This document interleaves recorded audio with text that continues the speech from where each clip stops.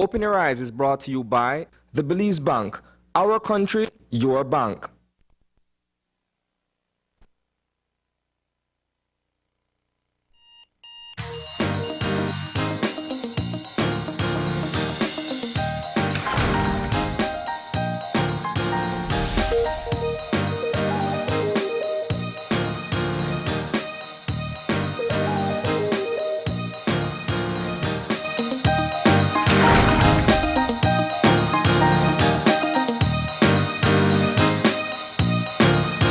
Good morning and welcome to Open Your Eyes. Start your morning right. I'm Marlene Cuellar. And I'm Asana Cayetano. Good morning. Thank you for joining us this morning. And of course, we are fresh off a long weekend. Yes, we are. We had what should have been a proper 10th celebration on Friday. And we also had what should have been the Carnival Day on Saturday. And so we're in the heels of those two events that for the most part were held virtually. That's right. Well, you know, it means that people are a lot more rested this Monday than they typically would be after a Carnival Saturday or a 10th weekend. But nonetheless, we're still in September and the celebrations continue. We're now all gearing up for Independence Day. Yes, yes. It's something for us to look forward to, albeit things are differently this year as they were last year because of the pandemic. So we won't be seeing the uniform parade with all the students the way we did traditionally. I wonder, I think there are quite a few students who are happy with not having to march. It wasn't my favorite time of the school year. Well, I'll be honest with you, right? And I believe I'm able to do so openly because I'm so far removed from my high school years. But we took the opportunity as young men who attended SJC to kind of mingle in a co-ed scenario when you're out for 21st parade, right? Because you see all the other people from various high schools, Palote SCA, other high schools, and that was one of our few instances when we were able to kind of, you know, mingle with the folks. Perspective. All right. Now the boys at SJC are seeing it differently. When I was at SCA, we had very strict rules about getting there and lining up and also not interacting with too many other people. But you're right, that's something we've not seen. This will be the second year. But nonetheless, I think one of the things that we do have to allow to sink in is that we must find ways to celebrate and still give reverence to the moment. It is our 40th anniversary of our independence, and that's a big achievement. It is, in fact it is. However, we wouldn't have, thought in a million years that we'd be celebrating it this kind of way. When we have certain milestone achievements that we want to be able to openly celebrate and be proud of in that particular moment, and something happens that forces you to change course or readjust to the situation. That's precisely what we're going through. Yeah, that's right. All right, but we're going to be talking about a bit more of what's coming up as we get closer to Independence Day. But we got to get moving into our show. So we're going to start you off with some motivation to get your week going right. And our eye opener for today goes like this. We take flight mentally and experience new insights when we rise above our habitual ways of thinking. As earthbound beings, humans have always had a fascination with winged creatures of all kinds. The idea of being able to spontaneously lift off from the earth and fly is so compelling to us that we invented airplanes and helicopters and a myriad of other flying machines in order to provide ourselves with the many gifts of being airborne. Flying high in the sky, we look down on the earth that is our home and see things from an entirely different perspective. We can see more and we can see farther than we can when we're on the ground. As if all this weren't enough, the out-of-this-world feeling of freedom that comes with groundlessness inspires us to want to take flight again and again. As we open our minds and our hearts, we free ourselves from habitual patterns of thought and emotional blockages. As we remember our true nature, we free ourselves from identification with the temporary state of our physical forms. The more we stretch our wings, the clearer it becomes that taking flight is a state of grace that simply reminds us of who we really are. I'm able to take away a couple things from this eye-opener. First of all, the idea of being airborne, and this is figuratively speaking, right? The idea of being airborne gives you an aerial perspective of the earth, which, if I am to translate this, simply means that when you're able to see things from an outsider's point of view, you're able to see a broader picture. In much the same way that the eye opener says that it gives you a view of from a greater distance, and you're able to gain some perspective, it is the same thing here. Secondly, the idea of being weightless, or, when you're airborne, you kind of feel as if though, you're floating, so to speak, speaks to a certain kind of euphoria, right? Sometimes when we're elated, when we're excited about something, perhaps an achievement or something that's coming up, it gives you that feeling as well. I know that perhaps as a child, I felt giddy when it comes to certain things, right? Like Christmas or birthdays and stuff like that. And it gave me that kind of feeling of floating. So that's the other thing that I take away from. And we know the one connector between birthdays and Christmas, right? That's presents. Yes, indeed. Right? So looking forward to that as a child kind of gave me that same feeling. Yeah. So those are the two things that I'm able to take away from this morning's eye opener. For me, I think it's the opening line. I think it's the idea of shifting away from habitual thinking. Yeah. And we resist it so much because we just fall into patterns that become comfortable. One of the things I know we've learned quite a bit about habits when we're talking on the show, especially with mental health experts, is that your brain essentially just develops shortcuts to automatic behaviors and automatic ways of thinking. And it does so because you can't make decisions all day long as to what to do next. You develop your autopilot. But sometimes it's important to kind of free yourself from that. It's important to be able to, whether it's a bigger picture from above, take a step back, free yourself from following what you always do and that habitual way of thinking. Because as the cliche goes, if you do what you always do, you'll get what you always get. Yeah. And so the in essence for me, I think it's just having that open mind to having a broader perspective. And we see that, I mean, speaking of flying, I always love when I hear stories of the invention of the airplane. Can you imagine how everybody thought that the Wright brothers were so completely out of their minds to think that people would be elevated to a level and fly above the earth? And then they did it. They did it, indeed. And then we've been flying ever since. Exactly. We had a civilian rocket go out to space. Took a long time, a lot of money, lots of different perspectives on it.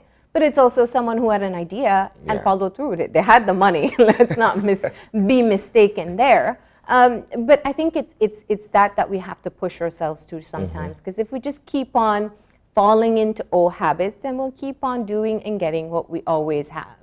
Brilliant. So I love that eye opener for this morning. All right, we're going to keep things moving this morning and get into our weather update for today. It has been a beautiful weekend. Feels Marchish. Well, beautiful. Minus Friday. Post Friday. Yeah. So Friday Saturday to and Saturday, Sunday. Right? Yeah. We got our forecaster on the line. Francisca, good morning. Good morning. Good morning. How are you? I am doing just fine. How about you? I was telling Isani that it feels a bit Marchish with all this wind that we've been experiencing, at least yesterday, right? Right. What's happening with our weather today? Okay, well, we're having fair weather conditions. We'll see lots of sunshine today, partly cloudy skies tonight. Showers will be isolated. Currently, we're having a little bit more over the Toledo district, and I believe it's possible for tonight again. But overall, beautiful weather. Okay. And let's talk about our winds and temperatures then. Okay, so the winds out of the east, much slower than yesterday, just 5 to 15 knots today, and producing choppy seas. Our temperatures will be 89 along the coast this afternoon, 93 inland, 82 up in the Maya Mountains. Overnight, 80 along the coast, 74 inland, and 68 up in the Maya Mountains. And the extended forecast? Okay, so that will be for Tuesday and Tuesday night. Again, only isolated showers. All right. Now let's talk about what's happening in the tropics. Okay, immediately around us, we have tropical storm Nicholas, and that's moving away from us. It had winds of 60 miles per hour this morning. Otherwise, we have nothing else around us to worry about. Is that what passed over us over the weekend? Yes. Before yes, it became a storm? As a tropical wave, yes, and it developed into a tropical storm yesterday. Okay. Now, I know that this is typically or peak season as well. Any advisories to the public as to what we typically see around this time of year? Well, listen to the advisories. Don't take it for granted that nothing will happen. Stay alert. I believe everybody should have had their plan in place, so just keep that close at hand. All right. Well, Francisca, thank you so much for that update. You're welcome. You have a great day today. Thanks, and same to you all. All right. Yeah, so that weather that we experienced Friday night into, well, Thursday and Friday, I should say, it was 2 nights of heavy rains. Literally precipitated what the weekend would have looked like. Thankfully, we got some sunshine and some winds yesterday, and I think that's kind of what saved the weekend for me. I had already written it off and said, you know what, this is going to be the rest of the weekend. Especially the start of Saturday. I mean, we saw it on Friday, and then on Saturday, I thought it was going to be the whole weekend, but things cleared up nicely. Yeah. All right. Well, it's time for us to shift gears now, and that means it's a Monday morning. We're going to be taking a look at the big stories coming out from last week and what we're looking forward to in the week ahead. So let's check out the Eye on the News.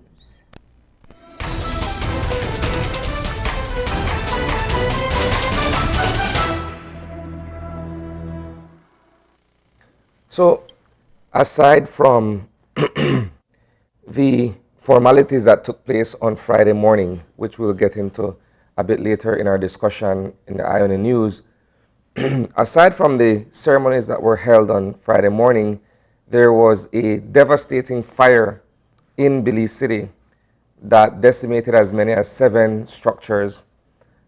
This would have been on Friday evening.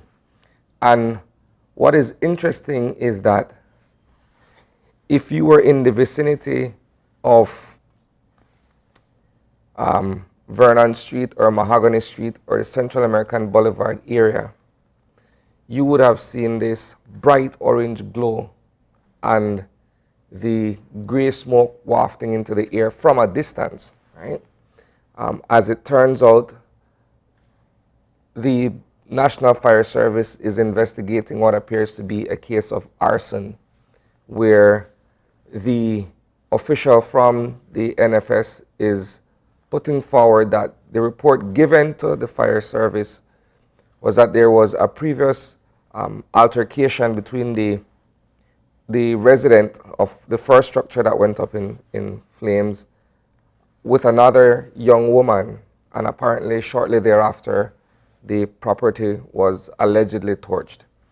So this is in the area of the canal side, not far from, well, I'm trying to remember the name of the canal, but that escapes me at the moment. Scarlet Canal. No. That's all the way down. This is in the vicinity of Vernon Street, the canal that runs adjacent to the Civic Center. Nonetheless, what we do have is an interview with Kenneth Mortis, who puts into a better perspective what transpired on Friday and how the National Fire Service was able to respond to this blaze. So we go to Kenneth Mortis to start off the conversation. What we can tell you, we spoke to the occupant, Ms. Reyes, in person. We spoke to other eyewitnesses who corroborate the very same story. Ms. Reyes wasn't at home. She had left, secured her apartment with a locking mechanism. However, when the fire was observed, it was also observed that her door was open. Presumably it was forced open, and shortly after the fire started. We were fortunate enough to spoke with Ms. Reyes, who stated that she believed the fire could have been maliciously set by a group of young ladies, if I may say so, of which she had had a prior altercation with.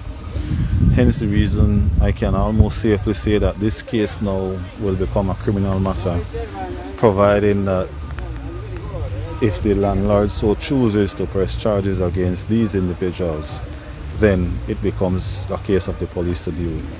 So we've received some information that these persons that may have set this blaze on fire, we've received information that these persons that may have set these houses on fire, at least that one particular house, continue to aggress the situation even after the fire was set, and that they've been able to identify at least one of the persons involved. The information received has been received by us as well. Provocation was a contributing factor. Timing was perfect in the sense that they knew that the young lady was at home. They saw the vulnerability and they preyed on that. I believe, I'm not one to make suspicions, but I believe it's possible that their intent was not to create such a catastrophic chain of events. All right, so that fire took place at the corners of Sibuna and Augusta Street, right? And several families were displaced as a result. You could imagine, Marlene, going into a weekend where you already had inclement weather and you have to face a situation where your property has been torched, and now being able to find somewhere else to live, and you could simply imagine, you know, the loss of property in this scale. Yeah. 7 structures going up in smoke. 7 families, and we're told that that includes 7 adults and 6 children. Yeah, Isani, I watched as or reporter Paul Lopez was out on the scene on Friday night and got a chance to talk with a couple of the families who managed to escape. But of course, the escape was just the clothes on their back and their lives. And it was really heartbreaking to hear just the devastation that they felt from losing everything. One man spoke of his wife being 8 months pregnant, due to have a baby at any time. And the other couple, the Martinezes, you know, he said he managed to get his wife out and his Bible.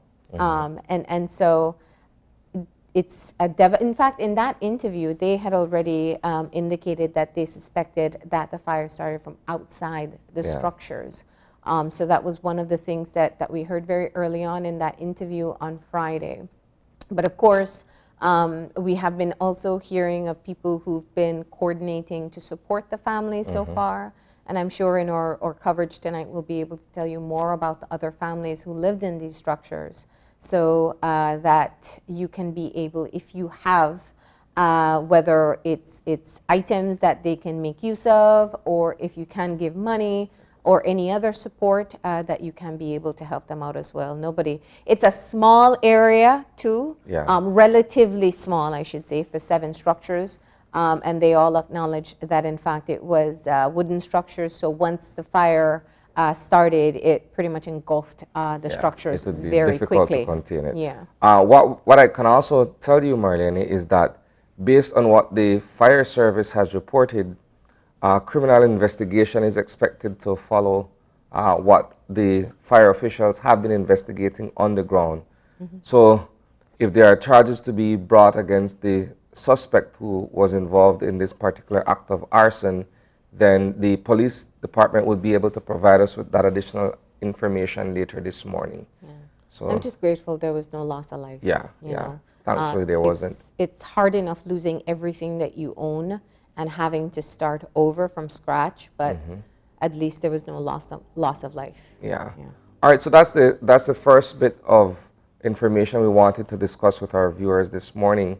The other one, going back to Friday as September 10th, and the celebration of the 223rd anniversary of the Battle of St. George's Key has to do with what is being reported as a change once again in the leadership structure of the United Democratic Party in Parliament. As the leader of the opposition, party leader Patrick Faber had appeared elsewhere in the media recently where he had mentioned that Hugo Pat, the area representative from Corozal, was seemingly on the fence in terms of where his support would go, either to Shine Barrow to remain as the leader of the opposition or to Patrick Faber to kind of tip the scale in a manner of speaking. So we have not been able to confirm this bit of information just yet. However, we are getting reports that, in fact, that shift has changed in favor of Patrick Faber. So that's what we're hearing. We're yet to kind of, tie that down definitively. Well, I think that the 10th was perhaps a staunch reminder of the state of the opposition. And as we saw leader of the opposition, Honorable Shine Barrow, attend the 10th festivities, we're reminded that the official role in these types of events is for the person who is the leader of the opposition. And seeing him there at that event, it was such a staunch reminder to the fact that he has only had the majority of the representatives in the House, a majority of 5 in the House, who has assigned him this particular role and not necessarily those who ascribe to the opposition party. So we have been watching kind of the chaos ensue over weeks, and now this seems to be a new direction. The word coming out at this time, but the UDP has not officially released any information, is that there was a Caucus for Change meeting. We are told that it was discussed that they would attempt before Independence Day that the Hugo Pat and Tracy, Honorable Panton, as well as Honorable Faber will now write to the GG and I guess reinstate a vote of confidence in him as the leader of the opposition. And that's integral because the leader of the opposition is the one who will give the speech on Independence Day as well. And it would be interesting, were this not resolved before then, to see what happens, because the 21st celebration is arguably the largest of all, or the biggest of all September celebration activities, considering it's our Independence Day, and this means so much to everybody on a bipartisan level. But to see the division that is currently playing out within the United Democratic Party take center stage on that scale, it's time to get their act together, actually. And it's such a key time for the opposition to take center stage, because very often we see two different realities of the country being painted at the Independence Day speech. You have what the Prime Minister will account for, and then you have the opposition's view. So it is a pivotal moment for the leader of the opposition to be able to speak on concerns that they have for the country. So there's a short deadline here. You have about a week to be able, they have about a week to be able to get things sorted with the Governor General before Independence Day. I'm glad you raised that, because the respective addresses on Independence Day serve as a sort of State of the Union address in terms of where we are as a country with economics, as a society, crime and violence, all of these things, regional and national security, and that sort of stuff. So it paints that universal picture, that global picture of Belize's state of affairs. And it is important for us to be able to hear from the opposition as to what are some of their concerns indeed. So that's the other topic. And I know, when we talk about the 10th, these are some of the things that we take note of. Unfortunately, though, the public has taken note of another issue, which was a gaffe made by the mayor of Belize City, where he mistakenly said yards versus miles in his speech. It has been all over the internet.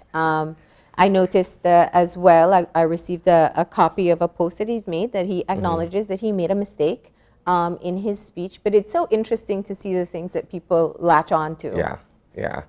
Because we're so meticulous or detail oriented when it comes to certain things that it is difficult for one to escape from a mistake where it's glaring. You can readily point out and say, you know what, in fact it is miles and not yards, you know, and you could clearly pick that out. You know, as a public speaker, I'll say this much, and it's definitely not in defense. You make mistakes sometimes. I have definitely used the wrong words at times, pronounced the wrong word wrongly. I've always mused when I see, you know, well-known people do it. You're talking about like U.S. presidents. They've made mistakes along these ways. There are YouTube videos that are just a collection of them. But it definitely has been a big buzz. And I think he'll be facing the consequences of that in memes and jokes for quite a while. Those will live on in perpetuity. For sure. There's another update with regards to the super bond. Yeah. And how we're going about restructuring that. I know towards the end of last week, well, at least by Thursday, a second presentation was being made, and we were sort of waiting to see what the outcome of it would be, at least from the perspective of our newsroom, to see what the development would have entailed. You have something for us? Yeah, so Reuters reported on Friday that, in fact, there are two other major holders who have confirmed that they will take the buyback option.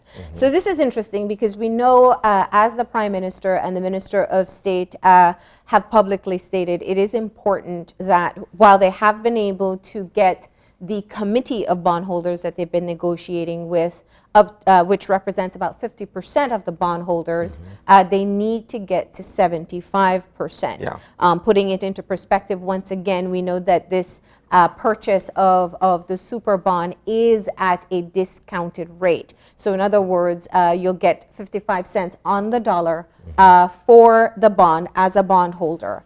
And there is a need for them to get to 75 because that is, of course, a part of the agreement for the super bond.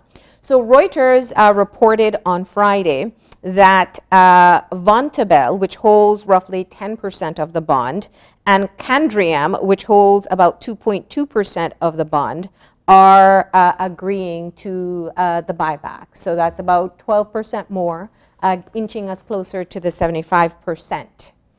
Which is major development, considering how long we as a country have been dealing with this, with the burden of the external debt. You know, it goes back to 2006. And the fact that we have had successive governments attempting to see how best they can restructure the payments, how best they can meet the payments, and of course the overall economic impact that has had on our country's productivity. Absolutely. So that is what we're also going to be following. We'll have an update on that in our newscast as well this evening. So those are the three major points that we wanted to discuss. You have another one? Just one more. We know that there's been some recent incidents of persons who are reacting to what Minister Shabat announced on Thursday about the changes in vaccine regulations that should be effective come October 1st. And it is, they're small groups of people who are gathering. We've heard some of the sentiments as well. People do have questions, they have concerns, and we also see quite a number of people coming out in full support of this latest move. The SI has not been published as yet, and of course it isn't supposed to take effect until October 1st. And the last notice we got at the end of the work week was that in fact consultations will now take place just to ensure that the business sector and other stakeholders get to weigh in on this decision as we move forward. I could imagine as well that perhaps lawyers will pore over the language of this new SI to determine definitively what constitutes a public or a private space in this particular context. So I'm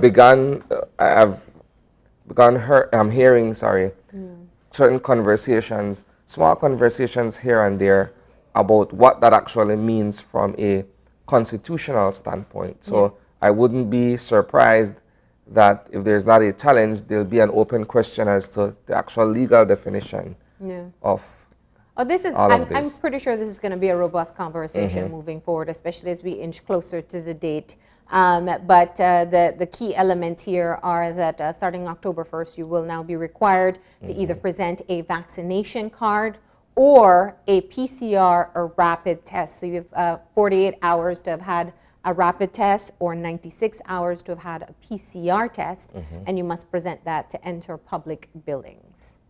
So Yeah. we'll see if that changes when the consultations take place. All right, so that, of course, that concludes our discussion on the Island News this morning. These 4 issues, as well as other stories that we'll be following throughout the course of the day, you can catch at 6 p.m. Live on News 5, or you can catch it as well live streaming on Facebook and YouTube. That's at 6 o'clock. That does it for the Island News.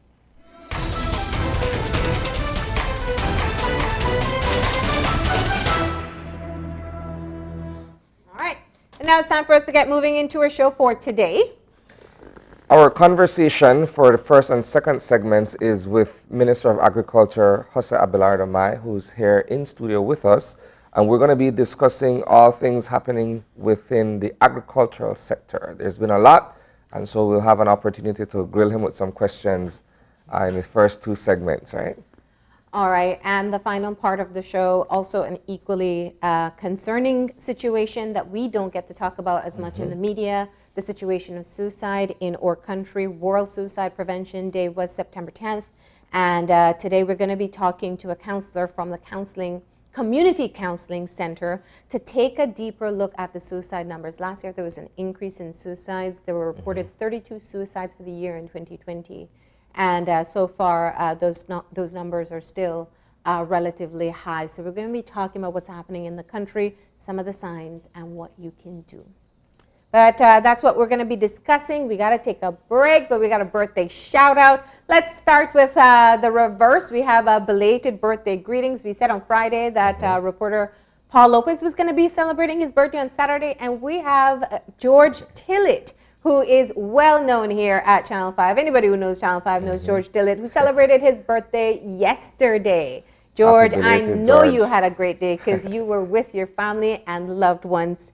And we also want to say happy birthday today to Dawn Brackett. We hope you have a fantastic day. That comes from all of us here at Channel 5, and open your eyes.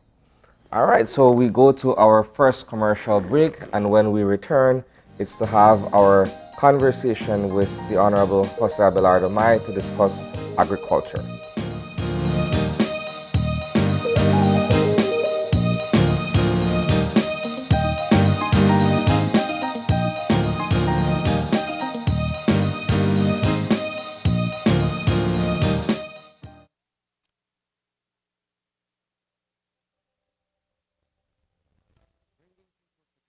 Has always been SMART's mission and passion. That is why we are proud to have built a locally independent quality network from the ground up that spans the country with over 100 sites. We continue to add more affordable mobile data packages, broadband speeds, and voice services to meet your personal and business needs. SMART has set the standard of true competition with the most competitive prices on all services offered. We invite and welcome you to join the SMART family, where the value for your dollar matters. SMART will continue bringing new technologies, more affordable prices, network expansions, and people together. SMART, bringing people together. Imagine going through your entire day without the burden and risk of carrying cash on you. Belize's shift to digital wallets has begun. With eCash, we can now skip the cash when collecting money or paying for our essentials, all while using a fast, easy, and secure platform. Simply add funds to your wallet via bank transfer or at an agent, and you're good to go. You will be able to make quick, easy payments simply by scanning QR codes. And best of all, it all happens just like that. Payments are as easy as clicking a link online or scanning a QR code. Download the eCash app from the Google Play and Apple App Store today and take your first step into a cashless lifestyle. The future is here with eCash. For more information, visit www.e-cash.com or contact us via WhatsApp at 613-0257 to find out more. At Belize Diagnostic Center, we offer FDA-approved PCR testing for COVID-19. Get your results as quickly as 1 hour. Don't risk getting exposed to COVID-19 by going elsewhere.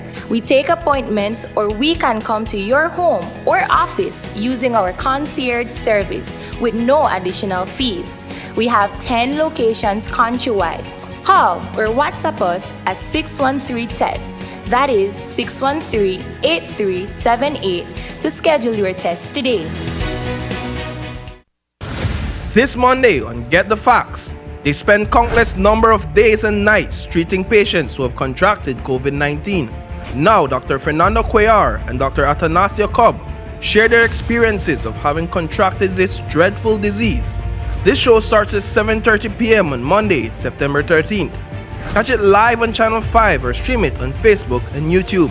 Send your questions to 672-5555 or via Facebook using the hashtag #GetTheFacts.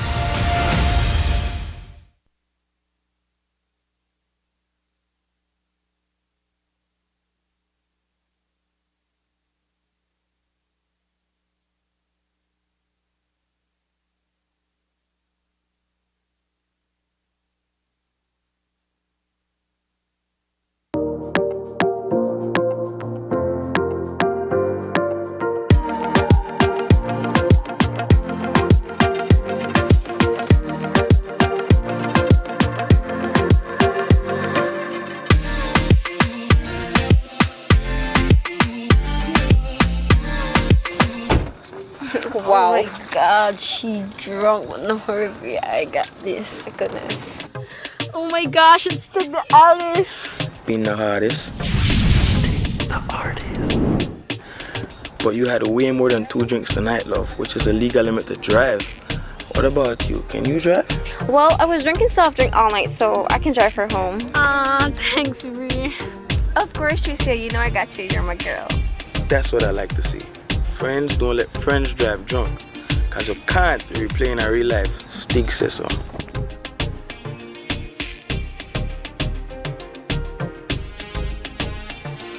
Can't replay in a real life.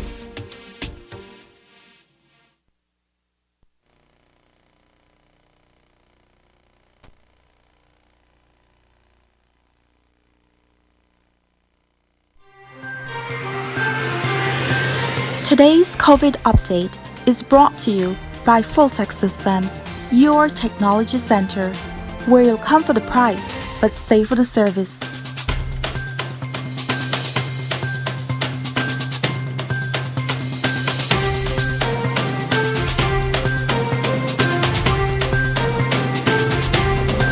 And welcome back. We have with us in studio this morning the Minister of Agriculture, the Honorable Jose Abelardo Mai. As we mentioned prior to the commercial break, our discussion will be primarily centered around the agriculture industry and the overall state. Good morning, Minister. Good morning, Sonny. Good morning, Manil. It's a pleasure to be here once again. No problem. Pleasure having you. Let's talk about the general economic state of agriculture in Belize. How are we doing in terms of production in our primary sectors? I guess it was last week or last week that the SIB issued their quarterly bulletin. Yeah. It was clear that the economy is recovering.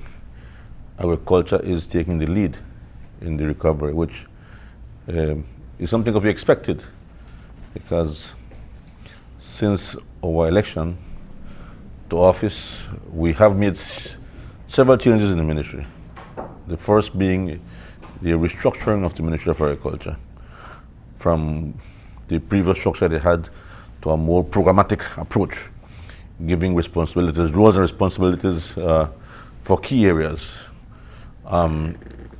It took us about a month to implement the changes at the ministry. And the most important thing there was that the staff, the technical staff, understood our policy direction and bought into the ideas that we brought to the table. As a result of that, the programs are working, the technicians are in the field, new changes are being made, and the results are verifiable. You can see the results on the ground. You have seen increase in production, increase in productivity. You have seen markets being opened. And so I am happy to report that the Ministry of Agriculture has done well in the last 9 months that we have been in office. We are definitely looking at new commodities, and they're showing initially, at the initial stage, they're showing great success. We just have to keep torquing the engine and again, training our technicians, building confidence in what we are doing. And I think we're on the right track. Everything that we're doing so far is in line with our agriculture policy. So while sugar will be another topic that we'll delve into, how are we doing with other crops such as bananas and citrus? Well, let me tell you, and I will say this with all sincerity and honesty, and you are witnesses to this. I think that the last 13 years have been very bad for agriculture. I think it was abandoned. I think it was neglected. Agriculture is a verb. It is something that you do. You don't talk about it.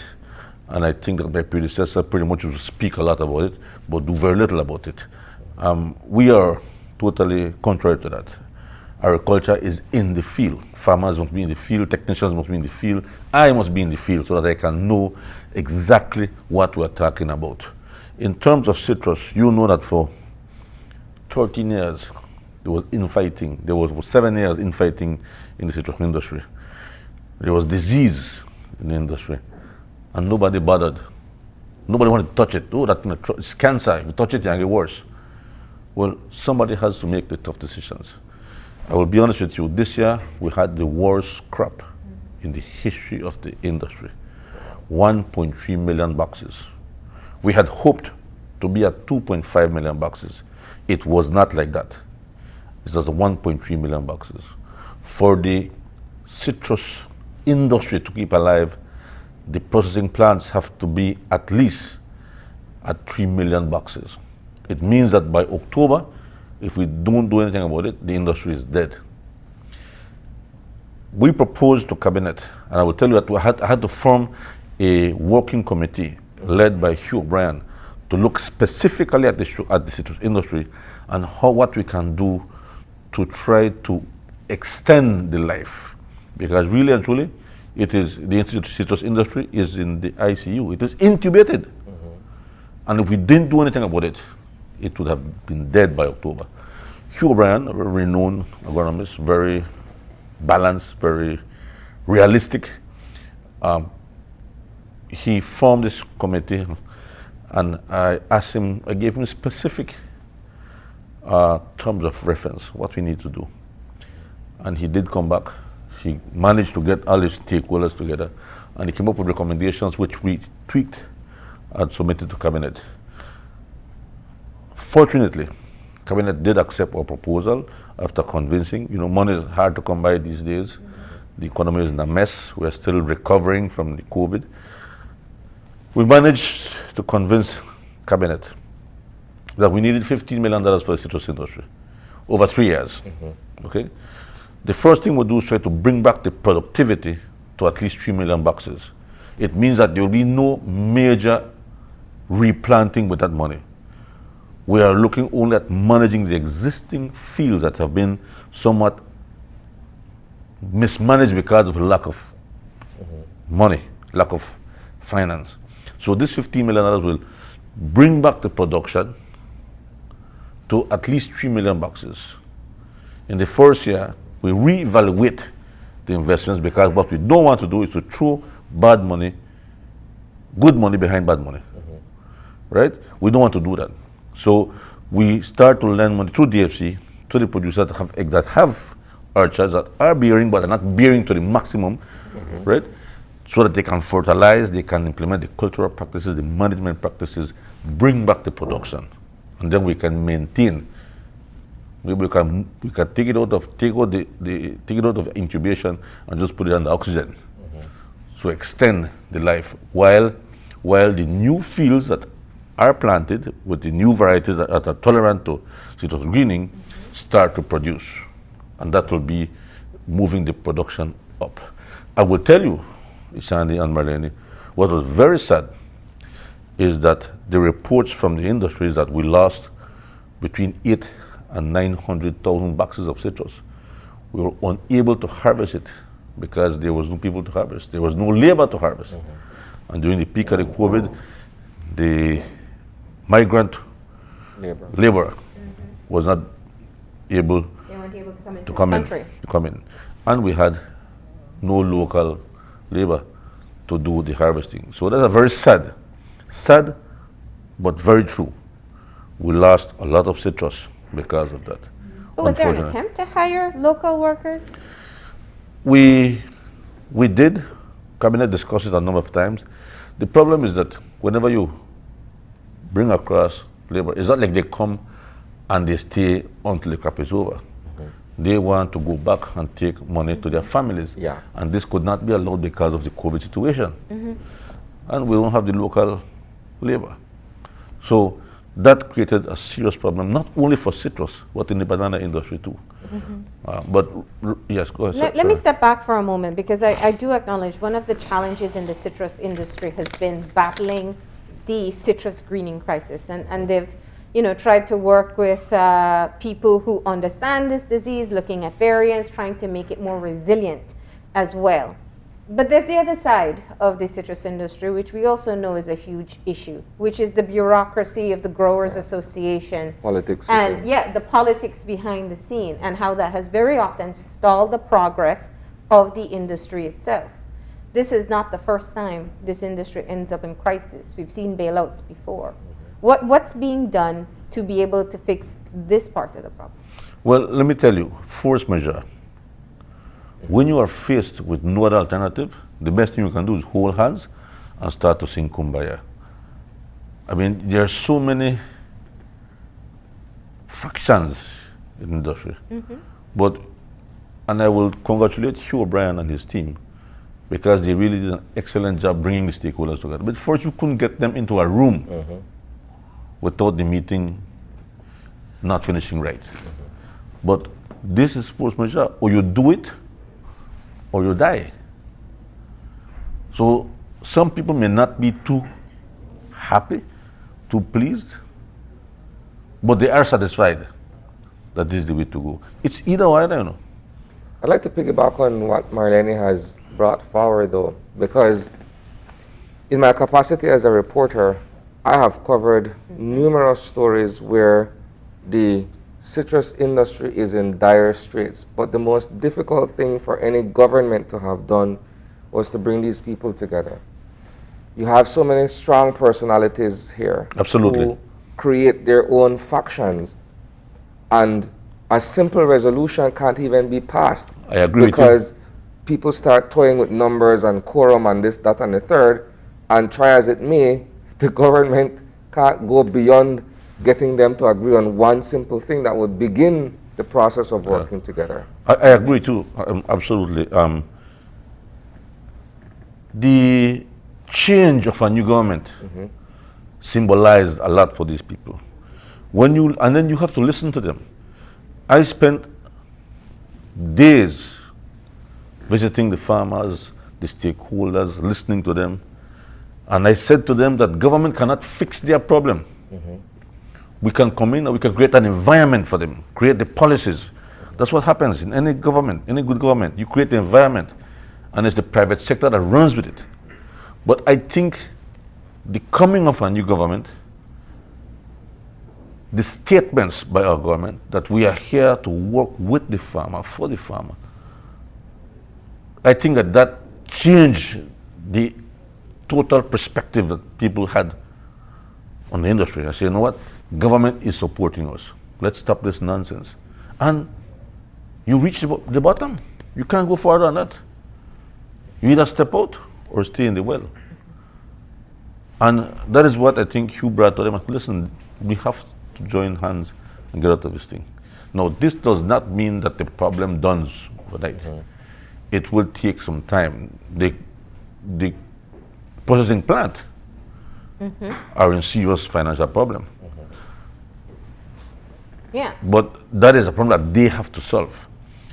We right now are looking, and a part of the problem is that there's no fruit. Yeah. So we begin with, let's get the fruits in. Let's get the fruit in, let's get the production up, let's get productivity up, and then we can start addressing the other things. But if there's no fruit, there's no reason to have a processing plant, right? So we begin with that. Boosting the productivity of citrus. And then we move to the other matters. And have you resolved the issue of labor? We are working on that right now. Minister Courtney is working with his team on that. So the migrant workers are still not allowed to come in? They're still not allowed to come in as they would want. They can come in, but they cannot leave. Yeah. Right? And you will understand that during the COVID period, we're still in COVID period as a matter of fact, many people remain unemployed during the lockdowns, I should say. And they were unable to pay their migrant status, the fees. Now those fees are still out there. So the immigrant is he doubts if he should go in to the office and try to get his legal status back because he has outstanding. So we have made decisions on that too. Let me just ask here, because I'm sure people at home are thinking, you know, we're in an unemployment crisis in this country. What attempts has been made to recruit Belizean workers to actually go to the citrus farms and participate in the harvest? Marlene, you will put me in trouble again. No, I will tell you, the people know that there's a shortage of labor. The banana industry has tried to recruit. The Labor Department has announcements out there online that there are vacancies, so to speak, for citrus harvesters and for banana farm workers. But it's not forthcoming. Sad to say, very sad to say. They have sent, the banana enterprise and banana companies have sent buses to the villages in Toledo. One day the bus comes filled to capacity. Next day only 12 persons come. They don't want to stay on the farms. They return empty. So the companies can't be sending a bus for 6-7 people in a bus. It's not economic. So it is sad, Marlene. Is it what they're being paid? Is it the circumstances? I think from what I'm being told that on a very good day, people who harvest citrus can do up to $45, $50. Of course, you have to work for it. It's just like the sugar industry. Let's go back a bit here. The idea of these migrant laborers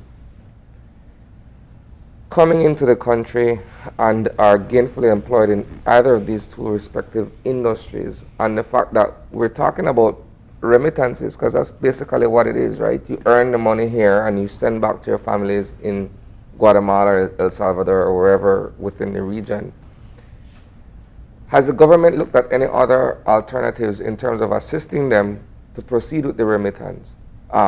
Because if, in this case, for instance, if you have them come in to assist with the harvesting, you would have them stay here.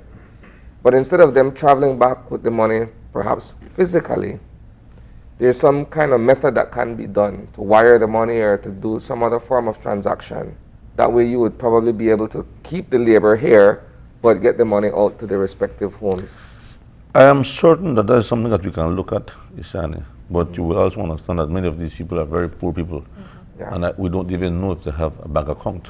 Okay. And so that's the situation. But it's a very good suggestion, and we can definitely look at that.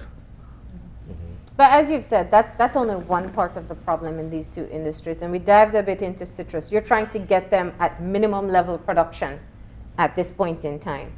I hear what you're saying, and it's very important to indicate that to the public, that while this is a private sector industry, the country is dependent on these industries. We have long relied on citrus, banana, and sugar to be main sources of revenue. If they fall short, we all pay the consequences. Absolutely. So there is a vested interest by the government. So let's talk about some of the solutions moving forward. I know you had a plan as to what you wanted to do when you came in. You've seen the reality, I know, now. So what particular short-term plans are you introducing to kind of revitalize or revive, especially the southern industries? Well, Marlene, as a matter of fact, my CEO commented me to this the other day. He said, you see, we've been to Toledo and to Stann Creek District so many times looking at different production programs, different projects. You see, and I think that Orange Rock and Rosal is far behind, because Stann Creek and Toledo has tremendous potential for agriculture, tremendous. Look at cardamom. They're exporting cardamom to Guatemala, of course, the informal way. They're doing cacao. They're doing yellow ginger. They're doing ginger. They're doing coconuts in the south. Coconut is a big industry in the south. The citrus is there. Pineapples. This is the record production year for pineapples. I think, if I'm not mistaken, for pineapples, we have 450 acres. We've moved from 1.55 million pounds to 300,000 pounds of pineapples. 1.5, no, okay, we have 1.5 million pounds this year. That's a record for pineapples. And all this in the south. So my CEO is saying, look, in the north, we only have sugarcane and cattle. We're being left behind. We need some of these projects in the north. But the soil, the water resources, you don't need irrigation. The investments, and the investors are there because of purpose. The land is there, the water is there, you have the rainfall of 150 inches. In the north, we don't have any water at all. We don't dig our well, we don't get production. So there's tremendous potential in the south. All we need to do is to consolidate, ensure we have technical expertise on the ground to provide technical advice to the farmers. Look at Marie Sharps. She has a demand rate of over 700,000 pounds of pepper mash. And what scares me, that if we don't get that production from the fields in Stann Creek, we may have to import from Costa Rica, which will be shameful on our part. And I'm sure Miss Marie doesn't want to do that either. I hope not. Because she's so proud of her Belizean yes, product. of course. We have produced 1.2 million pounds of fattepas in Orange Rock many years ago when I was an extension officer, right? It means it can be done, but we need to put efforts behind. Our technicians need to be on the ground, and I've said this to them a number of times.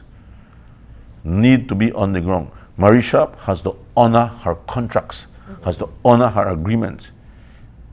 Many of the complaints are that, oh, there's an informal arrangement. When I already have my peppers in the field, I can't get it to Marie Sharp, or she will have enough.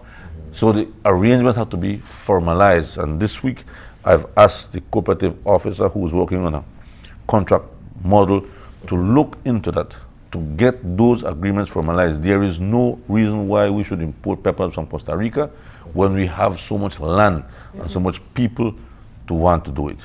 I'm glad you touched on that. We have a lot of pressing issues to get into, but let me just dive into this since you're mentioning it. A part of the Ministry of Agriculture, and what we usually see with the agricultural fair, is trying to get the buy-in from more population that moving towards agriculture is a viable business as an entrepreneur. We don't necessarily have that culture, especially in urban areas. I don't know, I can't speak for the rest of the country. What's happening on that level? Because it has to be parallel. There are a handful of agricultural schools in this country. So young people aren't necessarily growing up with aspirations of being a farm owner. But this is also it's a successful business for people who are able to manage it well. Marlene, let me tell you, when you're going to school, primary school and high school, I recall parents will say, if you don't study hard, you go in a farm, They used to view farming as a punishment. Yeah. Right? In Costa Rica, you tell a kid, you know, go to school, you're going to farm, he's happy because he will make a lot of money. Yeah. Right? Agriculture in Belize has become extremely challenging over the last 15 years for a number of reasons. Inappropriate policy, inadequate support, financial and others, lack of technical support, lack of vision,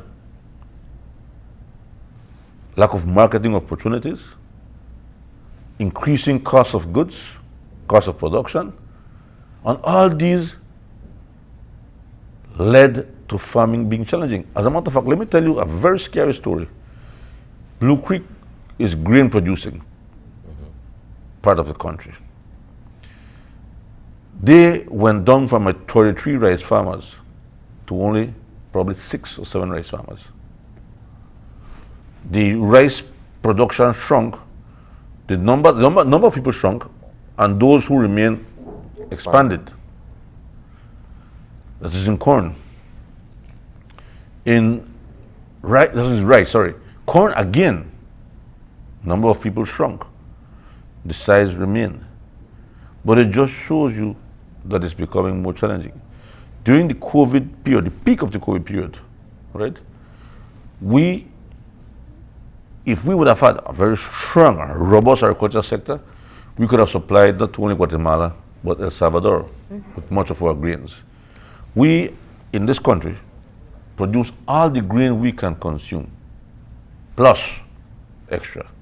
An interesting thing is that the grain we produce in this country is for animal feed, not for human consumption. In Guatemala, it is totally the reverse. 80% of the corn produced there is for human consumption. 20% is for animal. Here, it's totally the reverse. So we are in a strategic position and strategically located in a position where we can trade a lot with Guatemala. Understand, Guatemala is the largest importer of corn in the region from the States. We are only 15 minutes away from Guatemala. This would be via the partial scope agreement that is in Absolutely, place. which Minister Courtney is working with his team. Move forward. Two things there. You spoke of some of the things that have hindered the growth of agriculture over the past years. And I want to dive into, well, one, you didn't mention access to land for Belizeans who may now take up an interest in farming, and what can be done about that. Because, for example, in communities, as you referenced with Blue Creek, they do have the access to the land to be able to expand their farms. But secondly, let's start off with policy. And one of the challenges is looking at importation, especially of crops that are grown locally. And we have seen and reported on the struggles. I know you stepped in the other day when we had the story from the onion farmers. And this is something that we hear regularly from farmers, that they have the produce, but the imports are being allowed to come in. Marlene, let me give a little story here. Potatoes in 2020 were 2.6 million pounds. In 2021, it is 3.1 million pounds. Our projections for 2022 is scary.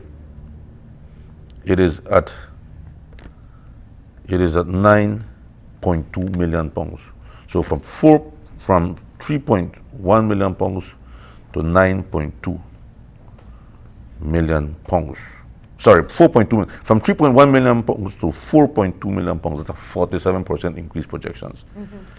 In carrots, from 1.2 to 1.34 to 3.4. That is a 158% increase projections. Onions remain in 2020, 2.5, 2021, 2.5, 2022 is 3.1. That's a 26% increase. Lettuce is a 148% increase. Now, why you see these increases? Simply because we implemented policy that allowed the producer to market his product totally, entirely, at reasonable cost. When I say reasonable, I will put that in quotes, because the last part of the onion crop came out very expensive. And we had to speak to the farmers and say, that's not the reason why we avoid importation. We avoid importation so that you can sell a product. It does not mean that you will take that opportunity to increase your prices and to kill the consumer. Right? That is not the reason why we do it. It was the loss of the onion product, but they were selling at excessive prices, high prices. So we were saying to them, control it. But did their cost of production go up? The cost of production varies per district and varies depending on your yield. They were saying that they had a very low yield and therefore their cost was higher. But right now, all extension officers now are working on the cost of production and we will have an average cost of production. So we know that the average cost in Belize is this, the average cost in San Carlos is this, the average cost in Cayo is this. And we can work with an average and say, listen, we cannot force you to sell cheap, we cannot force you to sell expensive, but we will manage the policy so that you can sell at an affordable price. What's changed under your watch with import policies? Marlene, before it was very politicized. Very close friends of the minister had all the access to import permits. Right now, the BMDC is doing most of the importation. When you open up to everybody, huge amounts come in contraband and you don't know who's bringing it in. At this moment, if we see certain product on the market, we know it's not legal because it does not come with a certain brand. We know it's not being imported by marketing board. Now, I have received notes from many ministers, kindly give permit for cabbage to a certain person. And I have said respectfully, I cannot do that because we have cabbages in Valley of Peace, which our farmers need to sell. Lettuce is not of the best quality, right? But we measure that also, we monitor that. Whenever we see the quality is not good, it's the loss of the product, of the harvest, then we open up but manage. Now, I have great friends of mine who supported me, who come to me daily. Why? Say, you need to give me one permit because only marketing board brings. And I have said, no, you are my good friend. I love you dearly, but I cannot do that.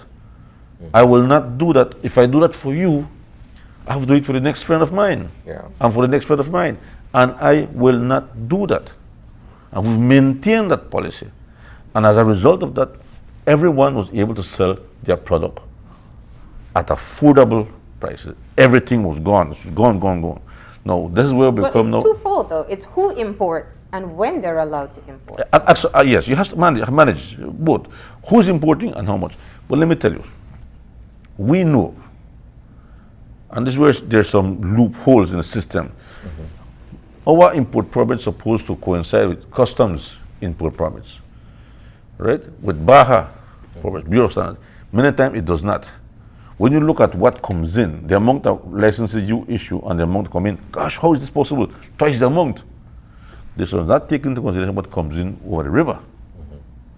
So again, it is coordinating with customs or good friends, quarantine, BAHA, the police, and the agriculture department.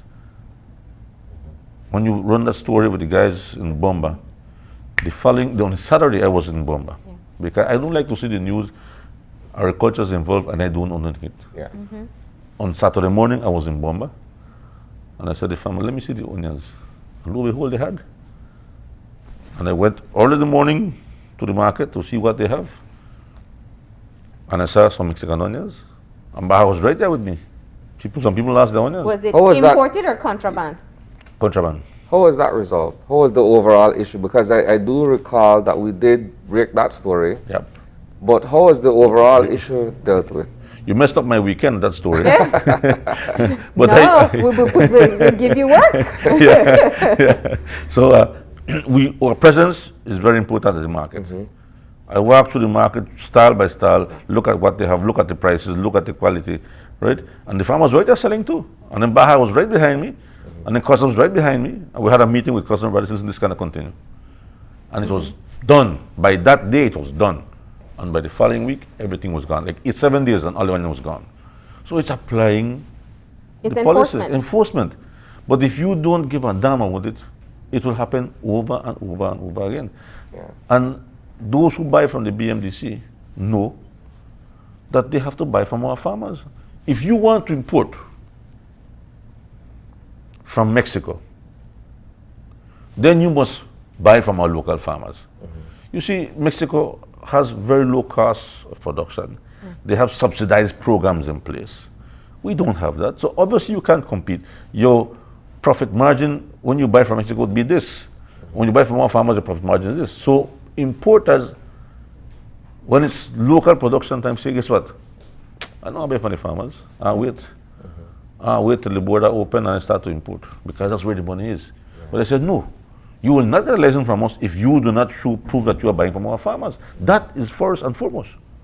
And then that ensures the livelihood of the local farmer. Of course, and it moves the economic wheel. And that is what we have done. So farmers are saying I have one quick question, and I presume that we're nearing an ad break, but I have one quick question.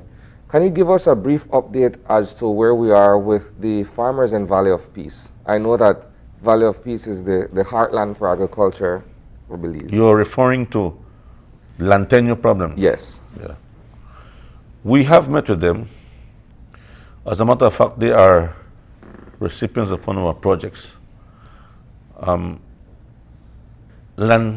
land issue is a difficult one. I'm not the Minister of Lands. I can't speak for the Minister of Lands and his team or his technical team.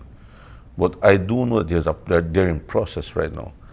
Actually, they are squatting on land which I believe is not theirs.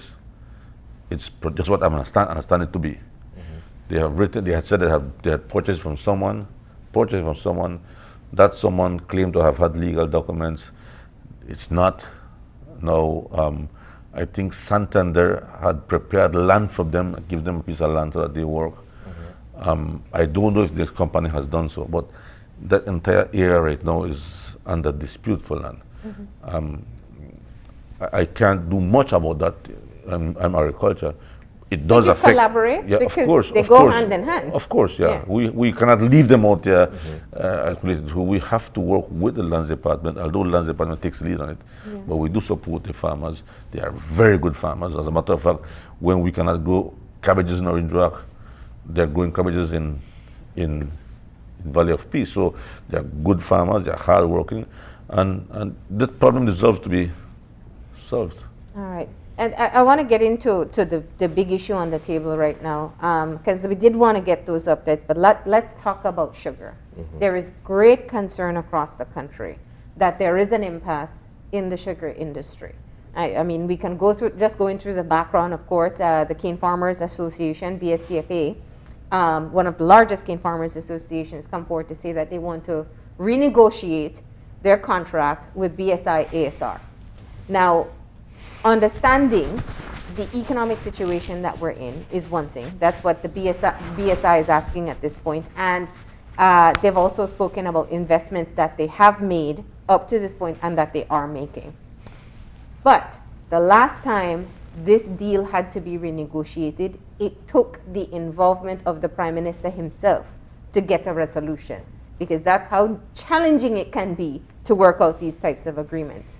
What's your position on this so far? Let me be very clear, Marlene. In this particular situation, I wear two hats. I am a farmer. My father is a farmer. My brother is a farmer. My son is a farmer. But I'm also the Minister for Agriculture. I was elected to look not only after the cane farmer, or after the sugar mill. I was elected to manage the industry, to oversee the industry. And that is exactly what I have to do. It has to be balanced. This government will not allow the farmers to be chanced. I will not allow the millers to be chanced. But both must reach to a safe compromise. Negotiation means that you might not necessarily get everything. You may give up something, and you may earn something. And that is what I hope will happen in this case. I have met with ASR, I have met with BSCFA on its own, I have met with the progressive cane farmers leaders, with the northern cane farmers leaders. The only people who did not show up to a meeting were those from the Corozal Cane Producers Association. For some reason or the other, they never show up. And what are the other associations saying? Well, the three associations, BSCFA, Progressive, and Northern, those three I listened to, and they express similar views. BSCFA is the only association that has made it known in writing. Yes. There are two associations in the meeting, which was Progressive and Northern, both expressed, but not officially verbally, yeah. similar concerns. Again, I say, it was only the Corozal Progressive that was not, Corozal Producers that was not at that meeting. BSCFA seems to be taking the lead in negotiating, in setting the stage for negotiation. BSI has responded saying that they have no interest in changing anything to the existing except adding, from what I understood it to be, 3 more costs. One cost of throughput, the other one is to declaring a cost which they say is included in the ocean freight, but it was not explicitly written as this cost is for this. It was included in the ocean freight, which is, again, strange, very strange. And they want to extend the contract for 7 years. BSCFA is saying 4 things, more than 4 things, but the 4 most important is that, 1, we must share the ownership of sugarcane. As it is right now, once the sugarcane reaches the scale, it no longer belongs to the farmer. They are saying, no, it's not fair. Because if I deliver cane in December, you don't fully pay me that cane until the following year. December, it's 1 year after. You give me payments, but you don't fully pay for it. So I think that we should co-own the sugarcane until you have paid me totally. Which is... On the surface, it would seem fair. Exactly. But I'm almost certain Miller has its own reason as to why it prefers to take ownership up front and complete the payment on the back end. Yeah. Well, there are different payment formulas across the world. Yeah. We are stuck to a payment plan for the last 50 years, I think it is, revenue sharing. And again, the term revenue sharing gives a wrong impression of what it is. It's because it's not only revenue they're sharing, you're sharing costs, right? Yeah. So, but when you say revenue sharing, okay, like only revenue you're sharing. No, you're sharing costs, and you're sharing more costs than what you're receiving, because the cost is 65%, right? So again. So you outlined the first one, co-owning the yeah, sugar that's cane. the first What are one. the other 3? The second is that revenue cost sharing agreement. Farmers get 65%. The net strip value, PSI gets 35. Farmers are saying, I want 70, you get 30. And the third one, if I can remember correctly, the third one is... So there's revenue sharing, co-owning the cane. The co-ownership or the payment for bagasse. The payment for bagasse, they're saying, you are paying me bagasse right now on the basis of sugar, price of sugar in the world market. Or he said, but you don't use bagasse to make sugar. You use bagasse to generate energy. So instead of paying me bagasse on the basis of sugar, pay me the bagasse on the basis of energy that you're getting paid. Santander is another player, major player in the sugar industry. And they have large farmers in the area too. You see, Isani, the days of acquiring information, of getting information, have become easier. The times have become easier. Technology is at our fingertips. There's another sugar mill in the country. The farmers want to know how much it costs to manufacture sugar. Before you couldn't get that because only one company managed it. And if I'm the company, why will I tell you my numbers? Right? There's another company now. Right? So the farmers know exactly what it costs to manufacture raw sugar, to convert raw sugar to brown sugar to direct consumption sugar. They have an idea. So when you look at the figures, you say, well, why are you charging me so much if it only costs you so much? Right? And I'll tell you what is a fundamental problem.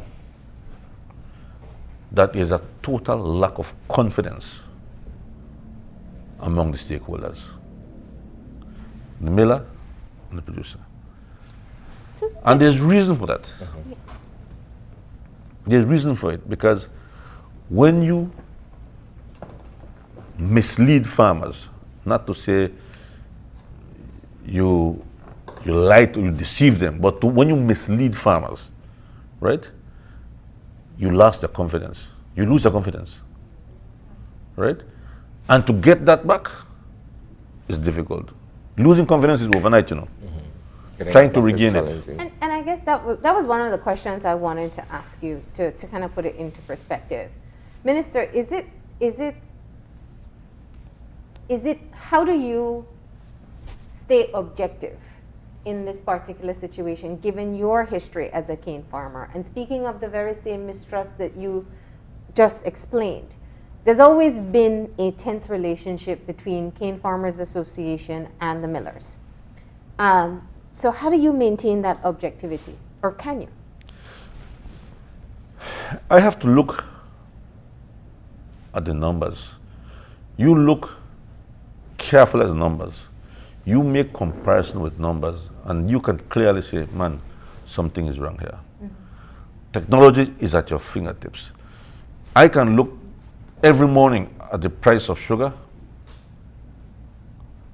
on the market, on the world market, number 11 market. And I can tell you the price of sugar is going up right now. Before you can tell me, oh, I decided I'm selling at world price.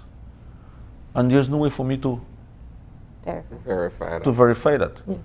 Right? Molasses, there's only 2 buyers. 2 million buyers in the world. Santander sells molasses to the same company that BSI sells molasses to.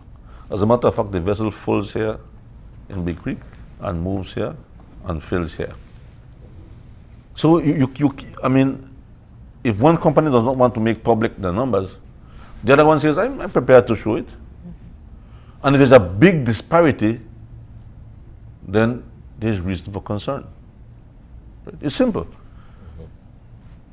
In my view, the problem is not so much the price of sugar, because you can verify that. It is the internal arrangement made for sugar, right? When you, and the farmers have a meeting with Santander, they're meeting with BSI, so they're comparing numbers, and you cannot blame the farmers for losing. This is part of the research. As leaders of the association, they have to come to the membership and say, listen, we did this research, and this is what we found. Hence, we are saying that this can be improved.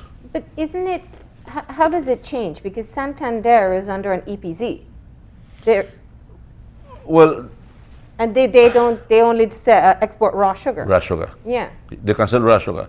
The price of raw sugar, for example, I think right now, Santander price for raw sugar that they pay their farmers is at $54.56. Right? They sell that FOB, Big Creek. The last payment for cane farmers in the north, the highest group received $51.26, and the lowest was $47.60. So there's a difference there of $3 and change. So $3 and change for a cane farmer is a lot, because in 1,000 tons, It's $1,000, it's $3,000, right? Now, But what's the percentage of farms that Santander owns versus what ASR BSI owns? Because it sounds very much that you're kind of opening the market to both millers at this time. That's what I'm getting from the arrangement. That seems to be. well, that is right now we are modernizing the Sugar Industry Act. That act has been there for 50 years, right? And if the past government has said, and rightfully so, you are free to associate or not to associate. That was the last movement, last shift in the Sugar Industry Act. When they were discussing the same agreement, Prime Minister said, okay, if you don't want to sell or sign the agreement, we break up association, and that association can start to deliver. That was what forced the farmers to sign the agreement. Well, we are not going to do that. But then that splintered the association into like 5 different. Yeah, but still one main one. There's the biggest one main BSCFA. But coming back to what you said, Marlene, the government plays a very important role, but it has to be balanced. This agreement is between the farmers and the miller, not between the government and them. But we have to oversee and ensure in the best interest of the industry and the country. Yeah, it comes right back to the question I raised earlier about citrus. Yes, it's a private sector arrangement, but a key driver for our economy. And I guess that's the question from sitting on the outside. Is this the right time? If we can reflect back to 7 years ago, to the drawn out negotiations and even protests against the finalization of this deal, that it took the Prime Minister to intervene, at that time Prime Minister Barrow. Do we want that to happen now? Is this the best time given the economic situation that we're facing? In the sugar industry, it's never the best time to have this type of situation in the industry. It's never, because it's sugar industry is not at the right footing right now. The cost of producing sugarcane is far above what farmers are getting paid. And the only reason why they are doing that is because somebody's buying the sugar cane. Yeah. That's it. And it's a cultural thing that is embedded in you. If you're not a cane farmer in the north, you don't feel like you're a Northerner. That is the pride of being a Northerner, right? Being a sugar farmer. I don't know if it's a good pride or bad pride, but that's the pride of being a Northerner, right?